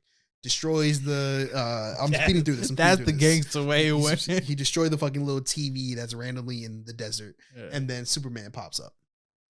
And then boom, that teases whatever is next. I don't know why Superman has so much beef, and I don't know why Superman trusts Amanda Waller out of all people. Superman looked extra Superman-y, if you know what I mean. He White had the little, and racist. He had the little curl in his hair. His eyes look a little bluer. Tell me why every time I see Superman with that curl, I think of the Colonel. The Colonel? Yeah, isn't that the chicken dude? He just has Colonel Sanders? Yeah. Wow. He just doesn't have it. It's not white. Like it's a young black. Like a young Colonel Sanders. Sanders. With the hair still. So Superman retired from fighting, the war, Doomsday and stuff to make chicken. I mean, interesting. Is that not the life? Sure. I think Superman can make probably the best chicken ever. I don't think so. Heat vision, baby. Okay, there's still seasoning. It has radiation. You want to eat the cancer chicken? I think you should call Hawkman. That was kind of racist. I'm sorry. I was taking that as a Birdman. See, Birdman know how to make chicken, and you made it a black thing. You know what's really fucked up about this? When you said Birdman, I was like, what does he have to do with this? So, okay, this movie. Easy F baby, and the F stands for fuck by Birdman. Wow. First, I'm going to talk about the good things about this movie, and then I'm going to talk about the bad things. So you're going to talk about the movie again? Okay, cool. Yes, thank you. Yeah. So I thought that the action was really good. Like I said, it reminded me of Mortal Kombat. It was gruesome without being like totally gruesome. Like obviously you didn't see people's like bones and fucking hearts getting ripped out. No, you saw the bones. Yeah, you saw a little bit of the bones. You saw skeleton and stuff like that. But yeah, you didn't really see like blood, you didn't see flesh, splatters, and crazy stuff. But you know what was crazy though? What did he like swing someone's body but held onto the arm? Yeah, and then he dropped the arm. That was cool. That was cool. I thought that all of the scenes where like he like shot lightning out, that looked really dope. He was good funny. Mm-hmm. It wasn't overly funny. It was like I'm learning how to work in this world. Yeah. And like how he was the whole movie he was trying to get the catchphrase off, and he didn't understand the timing of when the catchphrase should be done. Like he would like mean like the character of Black Adam, like he would say the catchphrase after they was dead, and the kid was like, "Oh, you gotta say it." Like I also like the character of Black Adam for sure. I thought he was a dick. I thought that's pretty much how he should be. Yeah. And I thought it definitely came off funny. I think I don't like the writing of this movie, but I like the dialogue of Black Adam. Yeah. I thought that everyone's suits were fire. Yeah. Black Adam looked fire. Hawkman's suit was clean. Hawkman's suit was clean. Obviously, Dr. Fate looked amazing. Even Atom Smasher looked cool. And then even fucking Cyclone's useless ass looked good. Am aesthetically. I bugging? Or when they went to hell, that first demon, didn't it look like Trigon? Yeah, he looked like Trigon. Okay. I don't know. I don't think it was Trigon. Probably not. It looked a little bit like Trigon. Even the devil, the demon of Sabbac looked like Trigon. He looked cool. It looked cool. So yeah, I thought the CGI was cool. I feel like the CGI was a little iffy, like when people were like putting on masks and shit. It was a little But also like the effects with like all the Dr. Fate effects were fire. Yeah. And I like how he did the Injustice shit when he was opening the fucking. I thought you was like you. Like, what the fuck did you do? I get what you're saying. Yeah, I do this all the time, don't I? Yeah. All the time. Gang bang. You be banging in the That's streets. what I be doing. That's what I be doing in there. That'd be crazy. That'd be crazy. That's what you weird anime niggas be doing. You know what's even weird? I was talking about banging in these streets, and you talking about banging in these sheets. That's where we know where our heads are at. Heads. Ha. Ha. Ha.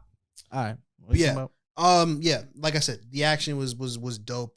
Yeah, and I thought that Black Adam, the character, I feel like Black Adam, Dr. Fate, and Hawkman, I like them as characters. I thought they were all funny, and I thought that they served their purpose well. I didn't know why did they use those other two people though? Because also the JSA, whatever, they're supposed to be an older team. So why did they use only 2 old people and then 2 really young ass people? And it wasn't like the notorious young people like Stargirl and others. Who knows? Who knows? Who's the spinny bitch? Cyclone? Yeah, I never seen no Cyclone. And you saying people was mad that she black, bitch? I don't know what fuck she supposed to be anyway. I don't know what she look like. She's white supposedly. Oh, so of course. Oh, I don't know. Now let's get into the bad parts of the movie. I've been notorious saying that all DC movies have some corny ass fucking dialogue, especially like Wonder Woman. Ugh. Like Batman vs Superman, just so corny. DC likes to go with like the stereotypical like movie tropes. Yeah. Like, you'll never finish me or some shit like that. Like I hate that shit. Their movies are Fox movies. Fox superhero movies. And I just feel like I feel like the writers of DC movies just aren't in touch. Like, I think that's another reason why I hated that fucking kid. I feel like he was so annoying, and I feel like even simple shit like him on a skateboard, I feel like they were like, yeah, the kids love skateboards. Like, nigga, this isn't 2009. And first of all, he was a little too nasty with that skateboard. Like, calm the fuck down. That's why I said I feel like they made like, oh yeah, we got to make this kid look cool. Let's give him a skateboard. This nigga was tailgating on it didn't cars. Make sense, bro. Oh, honestly, you think the cop's a dick in the beginning of the movie, but when you really see how this nigga's maneuvering around the town, get the fuck off the skateboard, kid. Yeah, you're grabbing on the cars, popping U's. Yeah, you're 4, kid. Like, stop. And I feel like there's just a lot of really corny parts of this movie that really directly involve him. Like all of those parts where he's like running from people with like guns. All them fucking special ops niggas couldn't catch a fucking kid, and only the main bad guy could catch him. 20 niggas with guns couldn't catch a kid on a skateboard riding down the stairs. Yeah, sure, that makes sense. Also, that scene where like he put up the Rock Nation shit with all those fucking Amazon workers, and they all just like followed him. Come on, we all been kids. You know them old ass niggas do not listen to us. And I get it. Look, and I get it. It was similar to when, his son in the beginning did the same thing, and he brought his people together. But let's be real. Similar. Them old ass niggas shouldn't listen to him either. It was just so corny. I don't know. I feel like just the writing throughout this whole movie, you can put The Rock down now. I don't think you can never put The Rock down. Okay. I just feel like the whole movie writing wise was just extremely corny, except for like if Black Adam wasn't talking, the shit was fucking corny. I feel like there was some funny moments in it, but the story, it was corny. And I don't think no one explained why that nigga from Wakanda. Yeah, there definitely wasn't any backstory. And why is he so rich? I don't know. Why was he able to just throw a team out of nowhere, thin air? Is he the leader of the JSA? Yeah. How long has he been the leader for the JSA? He's been around for 5,000 years. How didn't Wonder Woman know about him during Justice League versus Batman versus Superman? How come Batman didn't know about him?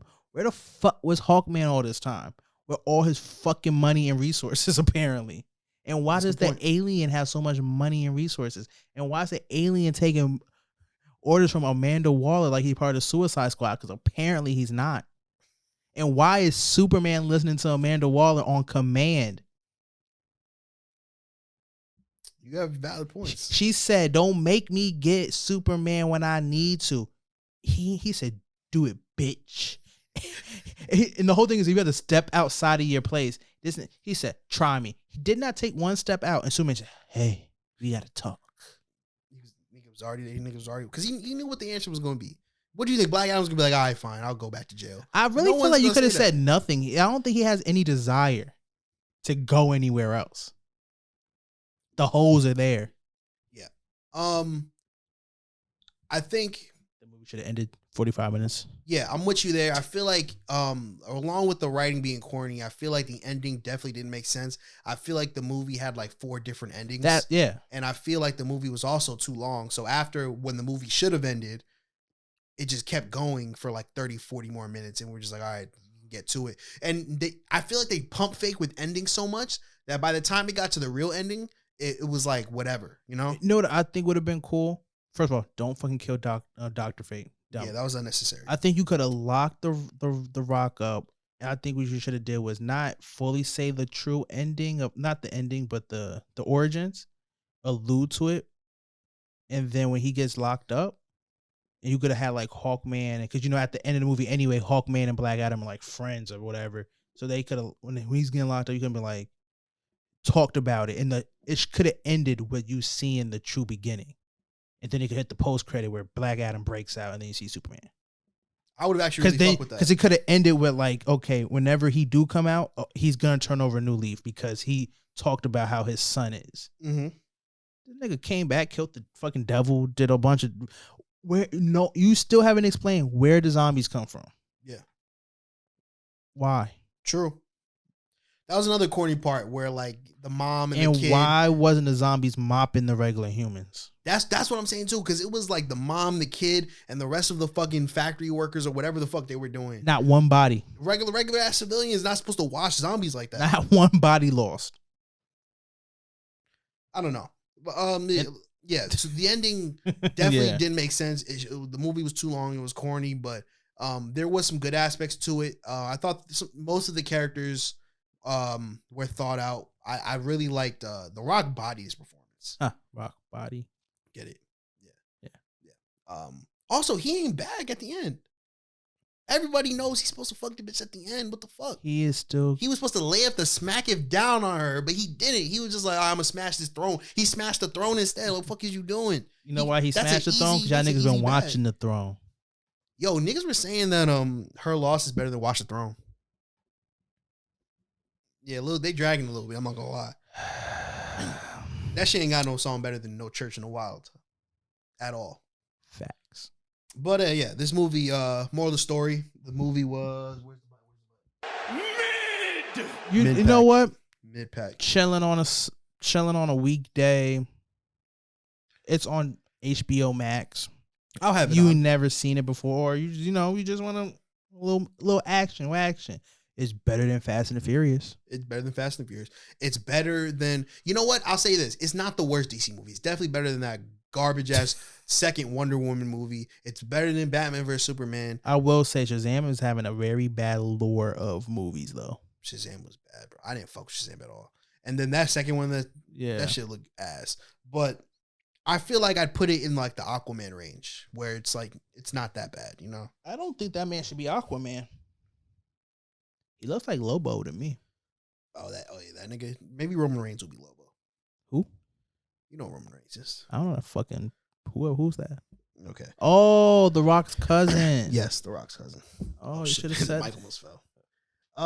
Yeah. Black Adam was mid. Go watch it, I guess. That's a crazy statement. Movies suck. Rock, watch it yourself. Shout out to The Rock, though, future president of the United States. But yeah, that's the show. We want to thank y'all for watching. Thank y'all for listening. All the Spotify, Apple listeners, all the YouTube viewers. Thank y'all. Again, make sure you like, share, subscribe, all that YouTube shit. If you're listening on Spotify and Apple, make sure you give me a follow. If you're watching on YouTube, again, make sure you subscribe to the channel. Make sure you follow the pod on IG, the Supervillain Show _ Follow me on IG _injustice. Also, again, so stay subscribed to the YouTube channel. I got other content coming soon. Check out my short film, Poison, on my YouTube channel. Check that out. Appreciate that, man. Appreciate that. Subscribe to Juicebox TV for some other content. You did something in your short film that I think Black Adam should have learned from. You ended when the going got good. Granted, mine was 10 minutes. Like, it was 2 hours, but I'll take it. I'll take it. And you know what I mean? And it's so good. I'm not going to say nothing about it. But you know what I mean by that. I feel. They will too. Yeah, go check that out. Subscribe to Juicebox TV for some other content. We also got merch coming soon. By the time this pod is out, I hope the merch will be out. So stay tuned for that. Tell them where to follow you. I don't care, man. Follow the pod, bro. It's still Future Hellboy? Yeah. Okay, you didn't change it. Follow the pod, though. Follow the pod, bro. It's not about me. It's about we. Facts. Talking shit. That'd be up. Yeah, that was the pod. Thank y'all for listening. Thank y'all for watching, and we'll see y'all next time. I love y'all. Peace.